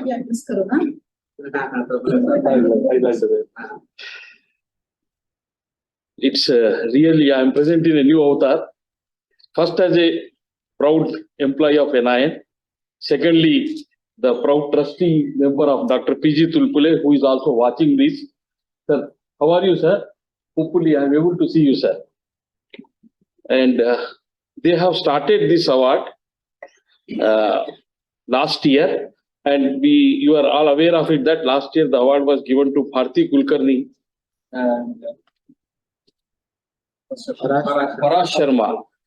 This year, when I was listening to the lecture, I may like to mention here that Dr. Tulpule has completed 100 years and our institute is 105 years. And we take this opportunity from all of you that we should have a further healthy life and we should watch him again in the next award sessions. And I have taken a liberty from the director, Dr. Hemalatha, to mention here that director has, in her view, has given an option to the trustees that in order to encourage the young scientists of the institute, they wanted to modify certain guidelines. And in this guideline, the award will be alternatively decided among the research students who are also there and the young scientists who are there. This will be divided in an alternate year and this will be distributed and the guidelines are in the frame. They will be sent to all of you. Hopefully next year we will see some more young people also getting the award. Actually the award is common for young scientists as well as students, PhD scholars and all. But PhD scholars are finding it difficult to compete with young scientists. So what we decided is we'll have it alternate years. So next year it will be announced only for students. The subsequent year it will be for young scientists. So that students have no competition from young scientists. Thank you. And the trustees have gladly accepted this. and they will be transferring the things accordingly. I may like to stress here why Dr. Tulpule has selected the institute as a place to be encouraged is that he is a strong believer that whatever the contributions are by the nation, that is the level of testimony the institute holds. So he repeatedly, whenever I meet him, he used to mention only this thing. They may be calling big people to give the awards, but I want to show that my institute is a testimony institute, so my staff should get. That was his ambition, and we are fulfilling it. This is what I may like to communicate here. Actually, we thought of making it open. 2-3 times I mentioned, but then I understood that he was very particular. It should be only for scientists of NIN. Now I understand. That is the main reason he wanted to just say. Now coming to this year's awardee, Dr. Arlappa, and in fact, I have no habit of reading a big paper or like this. It was only 4-5 lines. I know him for last 25 years as a personal friend, but more than that, he is in the institute for last 30 years. You must read that paper. 30 years. And then during this, I may just like to mention that today when the our chief guest was mentioning about the public health, and both the awardees today receiving are from the public health department. That means this is a coincidence. Last time also there was a coincidence because Parash Sharma was working on a food and nutrition and it was Tulpule's favorite subject. Now this time that it is favorite subject for a Tulpule because he also used to work on a micronutrient deficiency at that time. And Dr. Arlappa has done his field surveys and evaluated the micronutrient deficiencies and termed it as a hidden hunger, which is his outstanding research contributions. I know very well public health research or operational research at the field level is a very difficult task, leaving the family, staying at the remote villages where there is no facility, no communications. It is almost like an army posted in a high mountaineering areas. That type of work they have carried out, and all the staff, I request that public health is not only to collect the data, but how to collect the data, translate into a data is something very important, in which Dr. Arlappa has mastered it. He has 100 publications, several reports, and his contributions in several chapters. And he also associated with me at other places during the NSI meeting, as well as the Osmania Medical College Governing Council meeting and other research committees, as well as he has participated in several meetings as a guest speaker and attended several conferences. With these few words, I request our director to give me a permission to leave and ask Arlappa to give the oration lecture. They want to give the award. Thanks a lot. Thank you to all the staff members for giving me this opportunity and representing on behalf of Dr. Tulpule Trust. Thank you.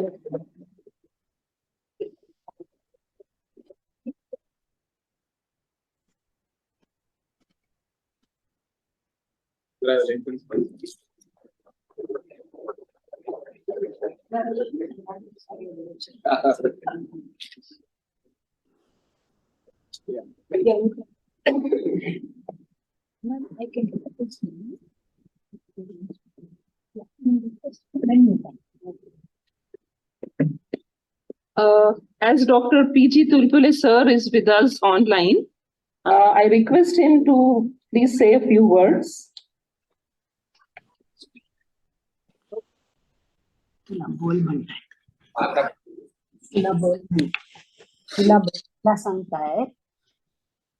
बोलायला सांगताय तर त्यांना कंग्रॅच्युलेट कर. Congratulations. All the best.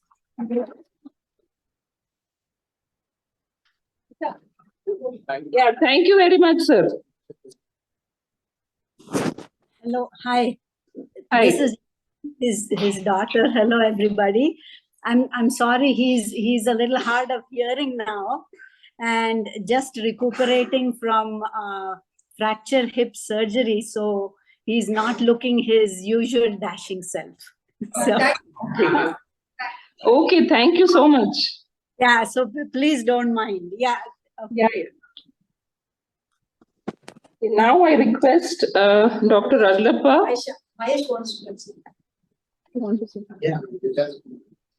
Thank you for giving this opportunity, Dr. Tulpule family, and I sincerely thank our director ma'am and my HOD sir, my colleagues, family and friends. So this is a great opportunity to cherish. So I take this opportunity as my early young scientist award, and which will help me in growing much bigger. I used to believe that when I'm in the 10th class, like 20 years back, so I used to have this quotation in my room by Robert Frost. He said, "Woods are lovely, dark and deep, but I have many promises to keep. Miles to go before I sleep, miles to go before I sleep." With this notation, I will just want to thank you. Thank you, Tulpule, for your. I wish you a healthy and a long life. Thank you for your contributions to NIN, and thank you for encouraging the young scientists and senior scientists like this. Which is very helpful. Thank you, sir.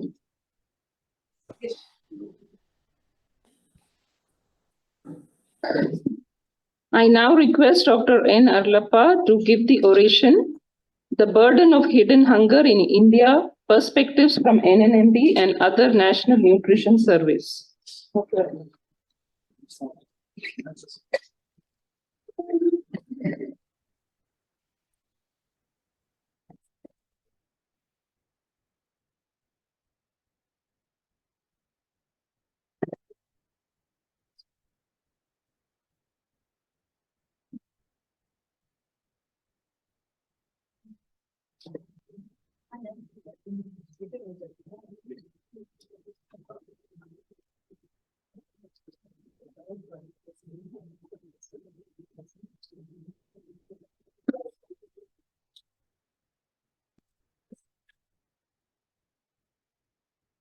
Beloved Director Dr. Hemalatha Madam, other guests, Dr. Dinesh Kumar sir, Dr. Lakshmaya sir, and all our NIN colleagues and students from MSc Nutrition and MSc Sports Nutrition, Applied Nutrition. Good morning to all and greetings from my bottom of my heart. Can sir also see? Share? Yes, madam. Hi, good morning, sir. Michael, he's not able to. Hello, good morning, sir. Tulpule sir, I seek your blessing before my presentation. Go ahead. Okay, sir. As they have done. It is great honor for me to present second oration lecture on Dr. P.G. Tulpule, one of the former directors and visionaries of National Institute of Nutrition, NIN, on the occasion of 105th birth anniversary of NIN Foundation Day. Dr. P.G. Tulpule sir was one of the pioneers in bringing NIN to the National Institute of Nutrition,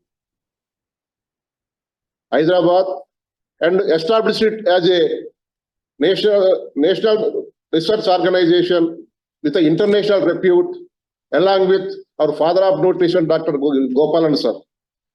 I am also thankful to the family members of Dr. P.G. Tulpule sir for constituting this award on the name of Dr. P.G. Tulpule.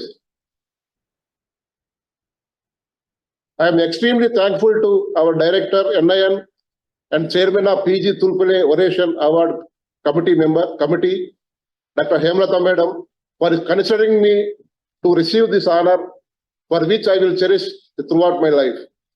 I am also thankful to Dr. P.G. Tulpule Award Committee members for nominating my name.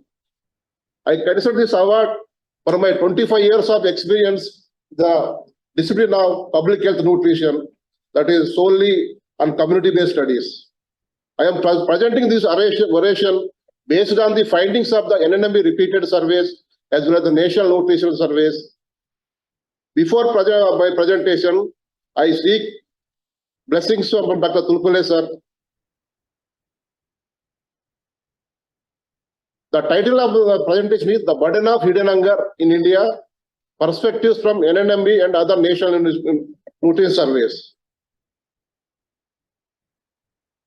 As you know, earlier we are used to know that is a double burden of disease, where on one left spectrum it is a severe forms of undernutrition, that is protein energy malnutrition like kwashiorkor marasmus, followed by undernutrition like stunting, wasting and undernutrition. And the other right extreme, it is a overweight obesity and it related to non-communicable diseases. But in between there is a one more undernutrition that is hidden. It is not visible to the naked eye unless we have carried out the subclinical estimation. That is the multiple micronutrient malnutrition. That is called as a hidden hunger. The causes of this triple burden of disease is related to sequence of changes, that the three important changes that are epidemiological changes that have taken place in the globally as well as the Indian context. The first change is the nutritional transition. Nutrition transition, that is shift in the dietary pattern, food fats, food consumption and energy expenditure that is associated with economic development over a period of time in the context of globalization and urbanization. This result, there is a shift from the undernutrition and multiple malnutrition to an extreme end is a overweight obesity. As you know that malnutrition is a man-made disease. It starts from the womb of the mother and extends at home.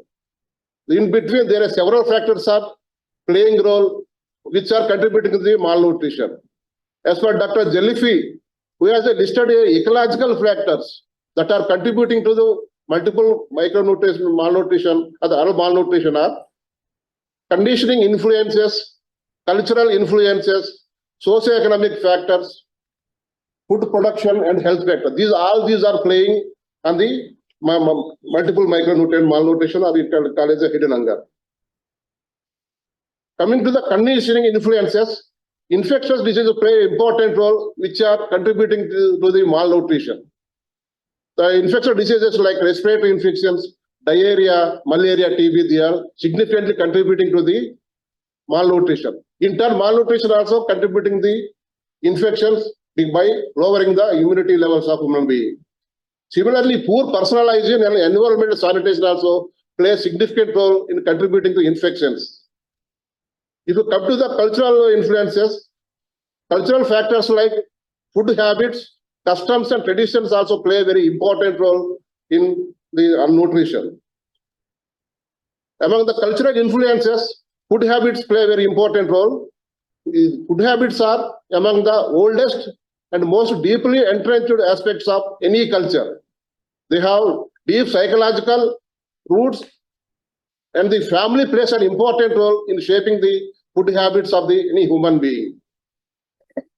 For example, papaya is avoided during pregnancy in India because it causes abortion. In similar way, in Gujarat, some foods like pulses, leafy vegetables, rice and fruits are avoided by the nursing mother, causing that it may cause diarrhea to the child.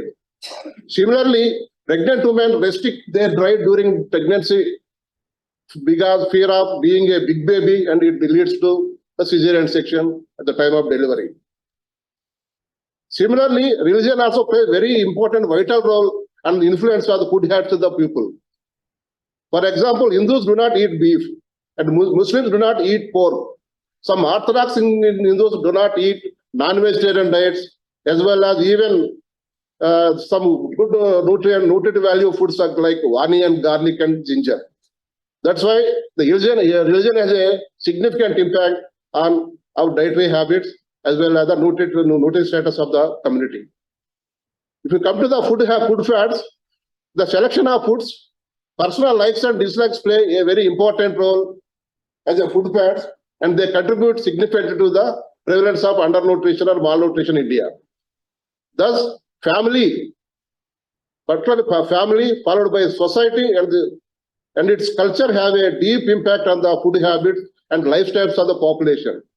That's why keeping it to family as in the context, our WPT James, who was the founder of the BMI classification, once commented that Indians are predominantly vegetarians, but it is not their choice. By chance only they become vegetarians. If it is every family, if you are born in a non-vegetarian family, I used to eat non-vegetarian only. If you are born in a vegetarian family, you used to eat this one. Because the family has an important role in shaping your food habit. That's why it called it our vegetarian or non-vegetarian, anything it will be there. It is not our choice. It is only our chance by our birth in that family. Similarly, keeping in view these in the view, there was a shift in the health and nutrition education strategies in India and globally. Earlier, we used to depend mostly on IEC activities. Now, focus is shifted to BCC, social behavioral change communication. Unless the man is, the human being is motivated, he cannot change his dietary habits or any of these habits. That's why motivation is an important role that plays. We can anticipate the changes of our nutritional pattern hereafter. First one is the nutrition transition. Second one is the epidemiological transition.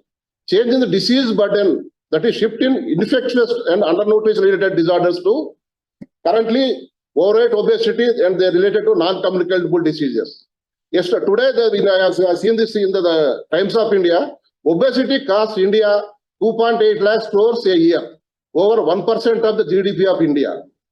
We will suffer losses for 69 lakh crores annually by 2060 if spread is not curbed now. That's why it has a significant impact on the economy of India, even at the out-of-pocket expenditure of every family member. The third demographic transition is the shift in population structure and increase the lifespans. Change in the population pyramid, that is, earlier there is a wide base of youth was there. Very tippies only, very few elderly people are there. Now it has changed. Why? It changed to more rectangular shape of in the elderly population. You can see this one. Earlier, in 1970s, you can see the tip of the elderly population in developing regions, whereas it is projected to this one. The shape is more. The shape is almost becoming rectangular because lifespan is increasing. Even this increased lifespan is associated with several non-communicable diseases. That's why we are facing triple burden of disease. This combined impact of these three transitions leading to coexistence of undernutrition, overweight, obesity, and multiple micro malnutrition. Coming to the hidden hunger is also known as multiple micro malnutrition. It is the consequence of subclinical deficiency of micronutrients are often go unnoticed. Because not visible, we cannot treat them, we cannot correct them unless we estimate the subclinical levels of these micronutrients. Therefore, it is referred as a hidden hunger. You can see marasmus and overweight obesity, we can visible to the naked eye. We can identify them because it is if we put into the iceberg phenomena, the tip of the iceberg is it is visible to the naked anybody. That visible portion is the severe forms of undernutrition or the malnutrition, and this one excess of undernutrition status, that is overweight obesity. If we come to the submerged portion of the iceberg, it is a multiple micronutrient malnutrition or hidden hunger. It is not visible to the. See, the children are apparently they are healthy, but to estimate their micronutrient status, we will come to know they are all suffering from hidden hunger. This is the respect of phenomenon of iceberg. The term micronutrient malnutrition is commonly referred to the vitamin and mineral deficiencies. Globally and particularly India, we have facing the 5 major micronutrient deficiencies of public health nutrition. They are vitamin A, iron, iodine, zinc, and folic acid deficiency. Also, we are suffering from B12 deficiency, vitamin deficiency also at the level of the public health concern in India. Currently, more than 2 million people in the world are suffering from hidden hunger, and at least half of the children below 5 years are suffering from multiple micronutrient deficiencies. These hidden hunger has an adverse health consequence, especially in pregnant women, adults, and children under 5 years. They affect fetal and child growth, cognitive development, and lead to decreased resistance to infection, metabolic disorders, and delayed or impaired physical and psychomotor development in the children. The most widespread and severe problems are usually found among the resource poor, food insecure, and vulnerable households in developing countries. In case of wealthier population, they will augment their diets with inclusion of variety of foods, particularly from the animal source foods, since they are affordable. In contrast, the poorer people are consuming only monotonous diets, predominantly based on cereals and roots and tuber. Thus, they are more prone to multiple micronutrient malnutrition. If you see the causes of the multiple micronutrient malnutrition, the major cause is the monotonous diets of the population, who are consuming low micronutrient diets, and their micronutrients are poorly bioavailable, especially with respect to the minerals. Particularly vegetarian diets, which are have contained some anti-nutrients like phytates among bran of legumes and cereals, whereas oxalates among vegetables, phosphates among egg yolk, and tannins among the tea, and other carbonated diet. Even excess dietary fiber sometimes it acts as an anti-nutrient. Similarly, the other major cause for the multiple micronutrient malnutrition is low intake of animal source foods. Even though 2/3 of Indian population consume non-vegetarian food, the per capita consumption is only less than 4.5 kg, and it is the lowest in the world. Other reasons include low rates of exclusive breastfeeding. As you first 6 months should be given the exclusive breastfeeding for the newborn baby. But the proportion is very less. Similarly, there was a delayed and faulty complementary feeding practices in India. As per this norm, we have to initiate immediately after completion of 6 months the complementary foods with dietary diversity. But though we are initiating some extent, that the density is very poor with respect to micronutrients. Other causes include increased physiological demand for growth, increased demand during the infectious diseases, and poor malnutritional status also have the direct impact on the nutrition status of the cell. Because some diets critically low in dietary fat impede the efficient absorption of the retinol and carotenoids. Similarly, dietary restriction in the energy, protein, and some micronutrients limit synthesis of the retinol binding protein, which is essential for transport of vitamin A to the tissues. Similar other factors like malabsorption due to diarrhea, intestinal parasites, and seasonal availability of the foods, social deprivation, illiteracy, and lower education, particularly for lower female education, also contribute to malnutrition among their children. Others include poor economic status, poverty also plays very important in contributing to the multiple micronutrient malnutrition. If you come to the nutrition scenario in India, as per the Article 47 of the Indian Constitution, it is emphasized that it is the state's responsibility to raise the levels of nutrition and the standards of living of its population. Therefore, keeping it in view the importance of food and nutrition, the Government of India implemented National Nutrition Policy in 1993 and also National Food Security Act in 2013. As per the Food Security Act, 75% rural population and 50% of the urban population to receive subsidized food grains under the targeted public distribution system. Even after implementation of this and implementation of several nation nutrition programs, particularly those are targeted to eliminate the 3 micronutrient deficiencies like vitamin A, iron, and iodine, and several other national nutrition programs, and economic growth and advance in health sector, still there is a undernutrition continue to be a public health concern in India. If it is the recent Global Hunger Index, India ranked as a 101 among 116 states with global hunger score is 27.5, which is considered as a serious hunger. Our rank is deteriorating from 2016 onwards till date. The 4 indicators for calculation this global hunger index are still very high. But undernourishment, child wasting, it is about 19.5% of children under 5 are wasted. As per the WHO, the prevalence is more than 15%, it is a public health problem.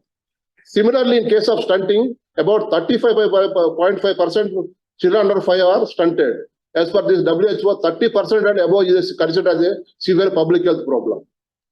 Still, we are, though there is a significant decline in case of child mortality, still we are at 42 per 1,000 live births. All these are contributing to higher global unemployment in India. The pattern of micronutrient intakes.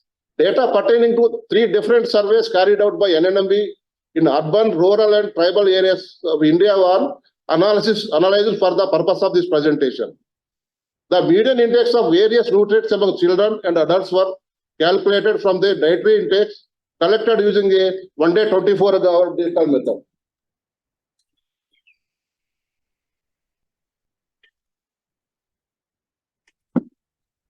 The salient observation observed during based on all the NNMB surveys, the major observations are, in general, the population are subsisting on inadequate diets in terms of both quantity and quality. Similarly, dietary diversity is very poor and not improved over a period of 4 decades. We organized the NNMB tribal and rural survey for the purpose of publication. Over a period, the intakes were coming down compared to the 1975, 1988, like that. The recent intakes are coming down. If you look into the consumption of leafy and non-leaf vegetables were extremely poor. Similarly, we observed that poor intake of milk and milk products and intake of flesh and other flesh foods are almost negligible. The 3 are the leaf vegetable, non-leafy, milk and milk products and fish and other flesh foods. These are major contributors for the micronutrients. If our consumption is very poor, that's why we are more hunger, because our micronutrient status is very poor, considering the intakes of these 3 important vital foods. That's why, as per this one, from 75, 79 to 2012, the vitamin intake of households are not improved much. You can see the intakes this one, whereas the requirement is very higher side. That's why there is a large deficit with respect to vitamin A intake in India. Now, this is the median intakes of nutrients among 1 to 3. You can see the EAR. This is the EAR and this is the RDA. This is the actual median intakes of urban, rural and tribal data.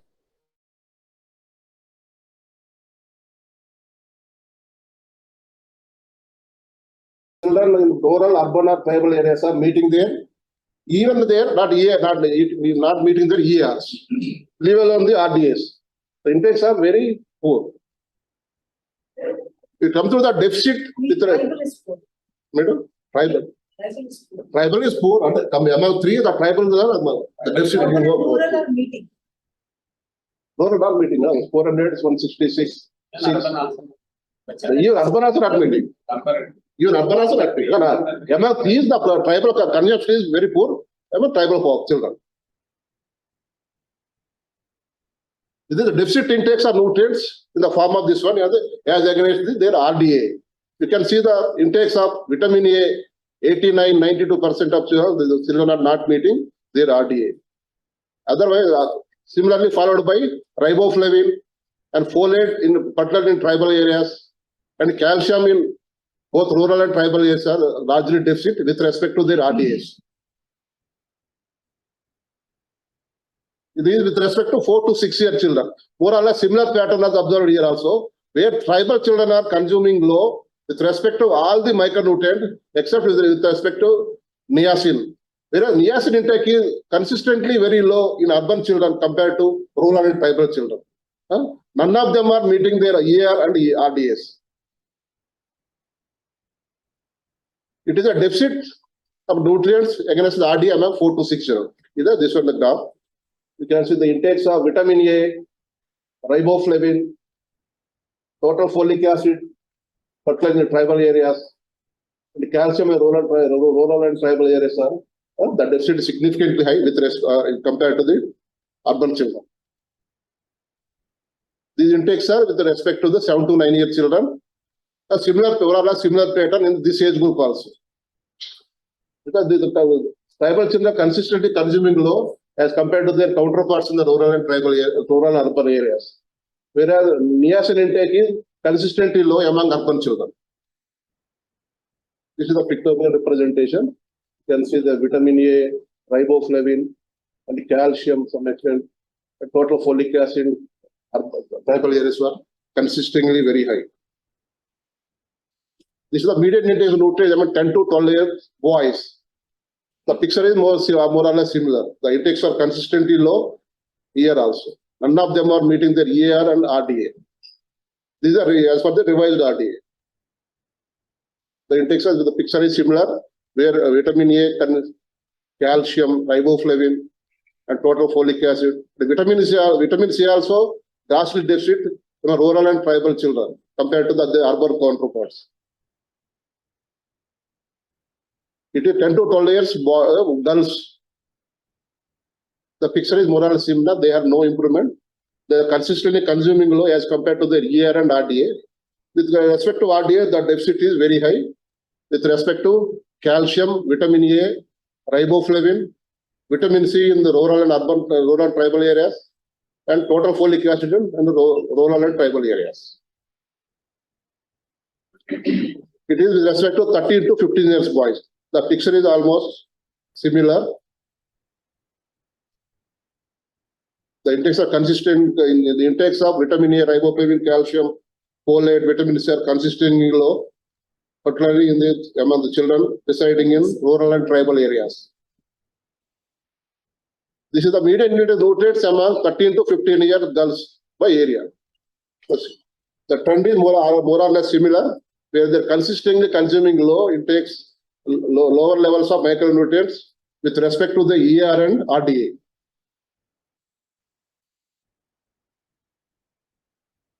This is 16 to 17 year boys. The pattern is almost similar, even in this age group also.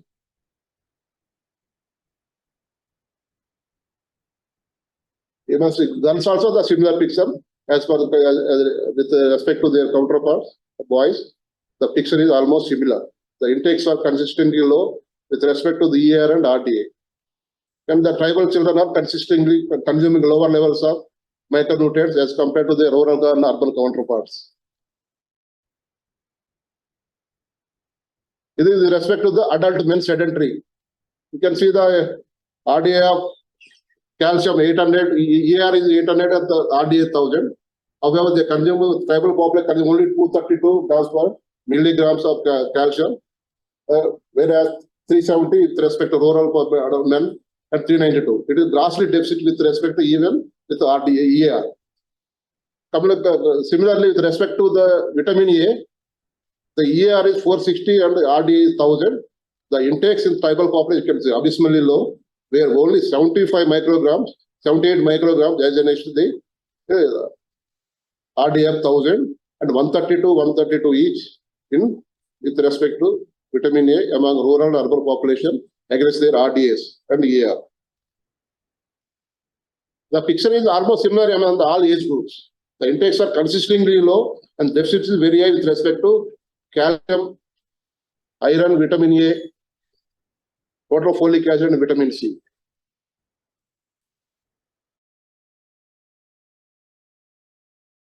Almost similar with respect to moderate women, moderate men also. It is with respect to non-pregnant, non-lactating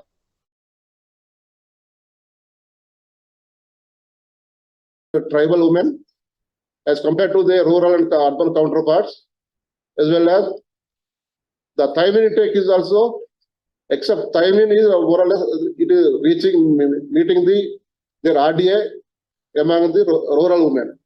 And at one point, closer to RDA with respect to urban movement. If you compare the deficit intakes of nutrients against their RDAs among the MPNL women, the intakes of calcium, vitamin A, and iron also, in this age group, iron also, the deficit is more. It ranges from 59 to 61 in tribal women. And similarly, the intakes of vitamin A, vitamin C, and total folic acid also deficit among tribal and rural women. It is intakes of micronutrients among pregnant women by area. As against the year of 800 calcium, the actual intake is only 2.4 milligrams among the tribal. whereas it is 334 and 355 respectively with rural and urban pregnant women. Similarly, the vitamin intake against 900 micrograms of RDA, the intake is only 6 in tribal areas as compared to 124, 109, the rural and urban counterparts. The niacin intake is consistently low among urban population compared to the rural and urban counterpart in all the age groups. This is the pictographic program. The similar pattern is observed here also, where the intakes of calcium, vitamin A, riboflavin, and vitamin C and total folic acid grossly deficit with respect to the ERR as well as their RDA. It is with respect to lactating women. The similar picture here also, where the lactating women residing in tribal areas are consistently consuming lower intakes of micronutrients as compared to their rural and urban counterparts. The deficit intake of nutrient against the RDA among lactating women. The picture is similar. Similar trend is observed also, where calcium, riboflavin, vitamin A, vitamin C and folic are consistently low and grossly deficit with respect to their RDAs. It is the prevalence of anemia among 1 to 5 year children. It is based on 2003 survey of NNMB, where the prevalence about 67% of the under 1 to 5 year children are anemic. That is pooled data, with highest prevalence reported in the state of Odisha, 92.4%, the lowest in the state of Kerala, that is 33.7%. Similarly, the prevalence anemia among adolescents by NNMB surveys, about 70% of adolescent girls are anemic, and with the highest prevalence reported in the state of West Bengal, followed by Odisha, Madhya Pradesh and Andhra Pradesh, where the lowest prevalence are reported in the state of Kerala with 49.2%. This is with respect to the pregnant women. The overall about 75% of pregnant women in rural areas are anemic, with highest prevalence reported in the state of Madhya Pradesh with 83.8%, followed by Odisha, Karnataka and West Bengal. The lowest year also, the prevalence is reportedly lower in the state of Kerala. The prevalence of anemia with respect to lactating women by states, about 78% of the rural lactating women are anemic at that time. And prevalence is highest in the state of West Bengal with 95.9%, followed by Odisha, Madhya Pradesh. Almost all states have the higher prevalence of anemia, except with respect to Kerala, where the prevalence was 55.3%. This is as far as the anemia prevalence in the different age groups, as per the NFHS 4 and NFHS 5 surveys. Over a period of time, the prevalence of anemia increased among across all the age groups. You can see the all women, it is 53.15 in NFHS 4. Now it is 57.57%. In case of adolescent girls also, it has increased 54 to 59. With respect to pregnant women, it increased 50.4% to 52.2%. Whereas in the 6 to 59 month children, the prevalence increased 58.6 to 67%. Similarly, compare the prevalence of anemia among pregnant and non-lactating women. The prevalence is reportedly lower in the states of Sikkim, Nagaland, Mizoram, Manipur, and Goa. In the southern state, Lakshadweep, Kerala, where it could be, what I personally believe is that it could be attributed to the consumption of non-vegetarian diet in the diet, which contributed to the lower prevalence of anemia in the states. Similarly, as per the global vitamin deficiency trends, India, the prevalence is severe public health concern, where the prevalence is more than 20%. As per the old data, subject vitamin deficiency among 1 to 5 year children, it is carried out in 2003 and 2005, where about 62% of children are suffering from vitamin deficiency. That time, the vitamin A coverage in India was only 23% as per the NNB survey. Now the prevalence was coming down at 18%, which now the coverage of vitamin A supplementation increased 72-75%. Earlier they were 20 to 25%, the coverage is increasing 70 to 70%. which I contribute to the supplementation program in the reduction of the vitamin A deficiency among under 5 children in India.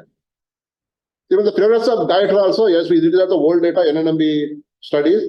The prevalence of the total dietary is 3.8%. It is usually we see the community level 6 to 12 year children, where it is almost 12% in the state of Maharashtra, where higher proportion of children are suffering from total goiter. The prevalence of micronutrient deficiency by age group, it is by sources CNN study. You can see among the adolescent girls, they are highest prevalence of micronutrient deficiencies reported with respect to vitamin D, zinc, B12, folate. These all three micronutrient deficiencies higher among the adolescent girls as compared to 1 to 4 and 5 to 9 children. Whereas iron deficiency is reported to be higher among 1 to 4 children as compared to the other elder age group children. Whereas vitamin A deficiency is reported 18% in 1 to 4 children, and higher prevalence of deficiency reported in the children age group 5 to 9 years. These are lower prevalence I will attribute to the prevalence coverage of the 1 to 4 year children for the vitamin A supplementation program in India. For the strategies of the control of the micronutrient deficiencies of the hidden hunger is overcoming micronutrient malnutrition is a precondition for any country for rapid and appropriate national development.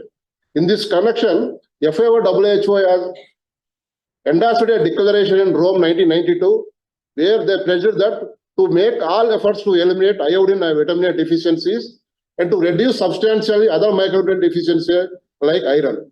In this connection, they have recommended 4 strategies to control the micronutrient malnutrition and hidden hunger.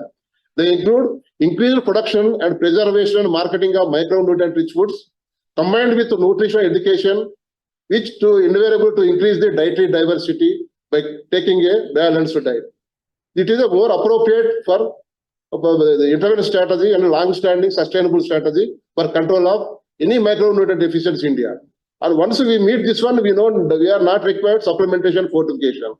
However, the present condition is that by considering the NNMB other data, the dietary diversity is very poor. We should not depend solely on dietary diversity. Until our dietary diversity improved or micronutrient intakes are improved, we have to depend on supplementary fortification.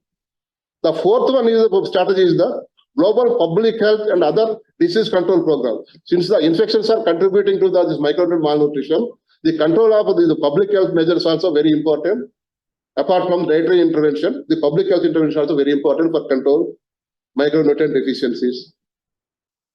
If you go to the one by one, we can, in case of the dietary diversity, it is the increase the availability and consumption of and access to different types of micronutrient foods, such as animal source foods, fruits and vegetables in adequate quantities, and also to encourage nutrient gardens to improve the micronutrient intake of the population.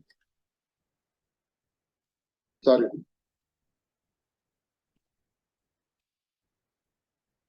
In poorer communities, attention is also needed to pay to ensuring the dietary intake of oils and fats.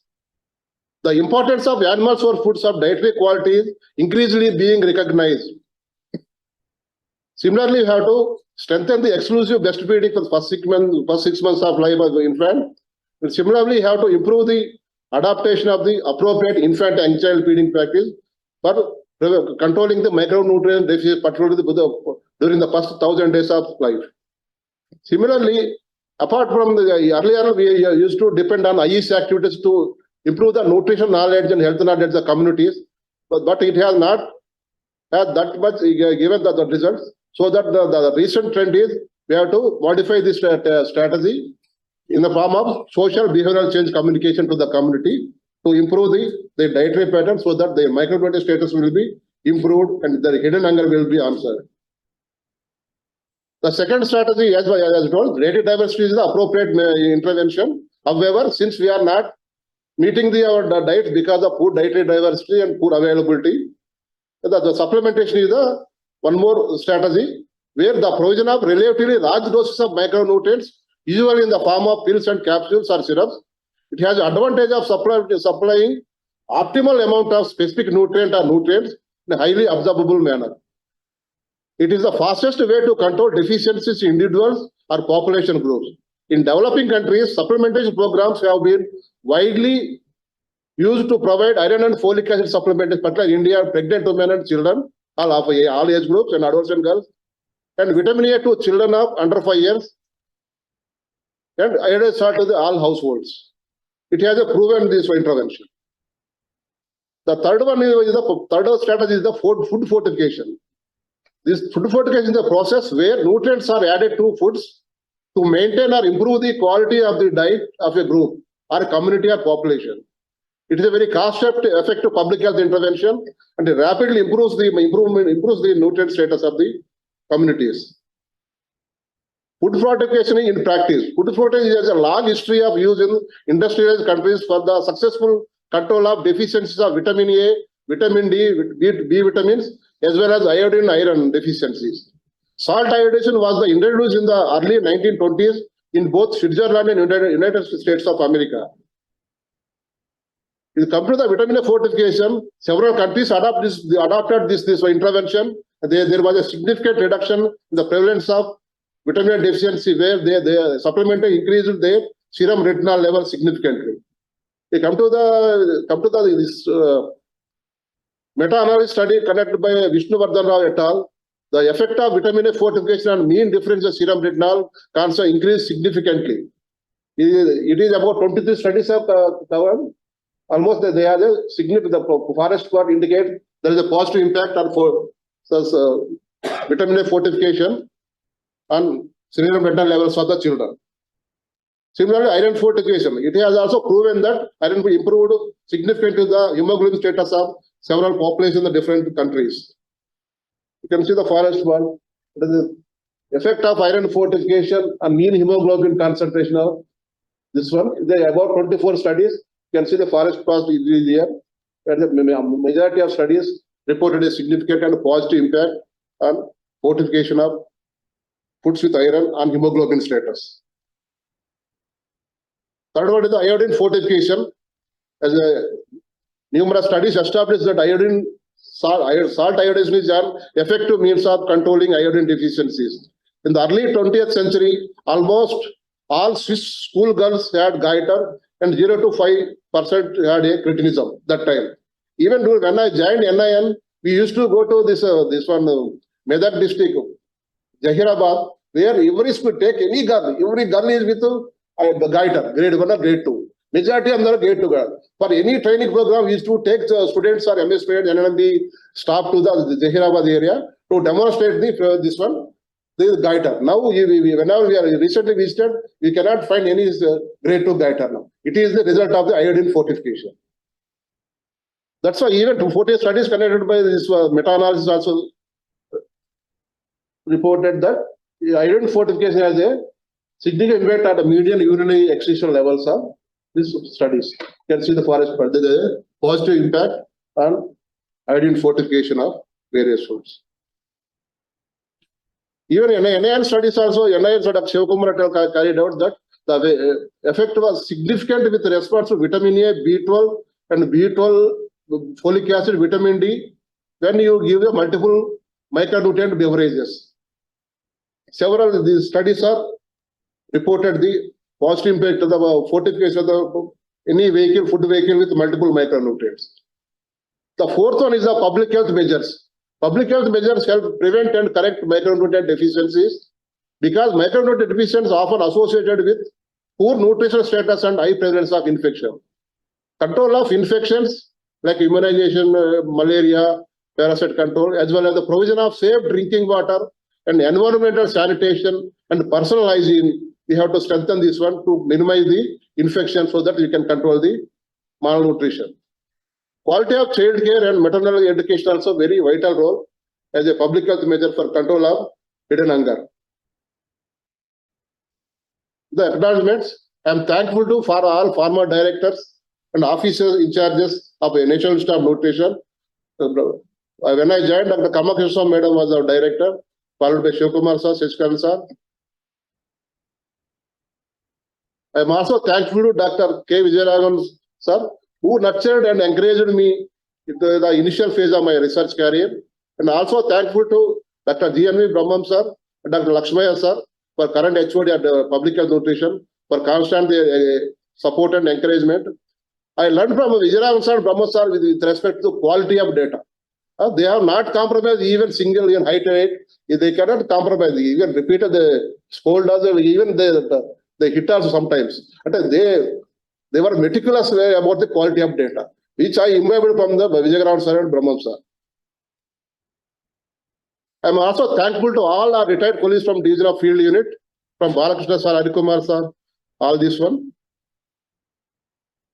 And my thanks are also due to Dr. Meshram, Sri Ramakrishna, Sai Babu, Raghunath Babu, S.V. Prasad, Neeraja, Stephen, Narsimul, current one, and Dr. C.K. Dolla, Raghavendra, Anwar Basha, Surya Gaud, Abdul Jalil, Shailaja, Nageswar Rao, and Narsingh Rao.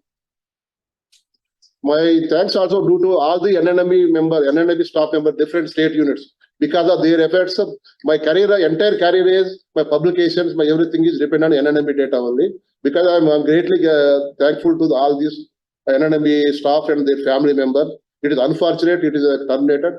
Otherwise, the data will be very useful, particularly for calculation of global NIN index. We have no data currently for the calculation of recent data for calculation of this one. I hope that DBS will be answer this one. I also thankful to tribal and rural communities in the different parts of India and urban slums, where with their support only, with their blessings only, I am at this stage.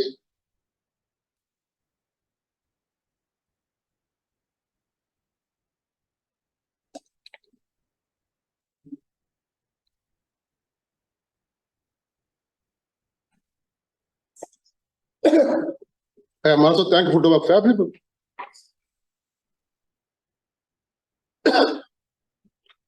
Solution, I personally believe that solution for the hidden hunger is the consumption of balanced diet, that too with omnivorous diet. Then only our micronutrient deficiency will be addressed and our hidden hunger will be solved to some extent.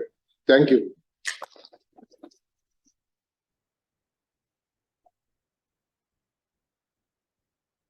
Omnivorous diets means insects also. Not insect. It's coming up very fast. My mother is also nearing 100, madam. Tulpule sir is 100, reaching 100 years. My mother is 100 years. So even beyond us, we don't know, because we don't know our exact date of birth. Our grandson celebrated 60th birthday last year. 60th birthday, our grandson. My mother's grandson. I'm older than that because we have no data of birth. Our data of birth also because they are illiterates, they are first in our family to educate. I went to school at the age of 9 years. Yes, sir.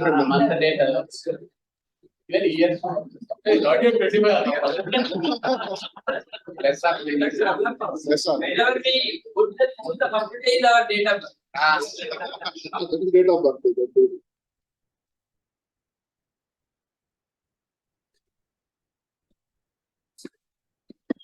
Thank you very much, Dr. Arlappa, for that very extensive oration lecture. I would now request Dr. Venkatesh, Scientist E from Extension and Training Division, to propose the vote of thanks.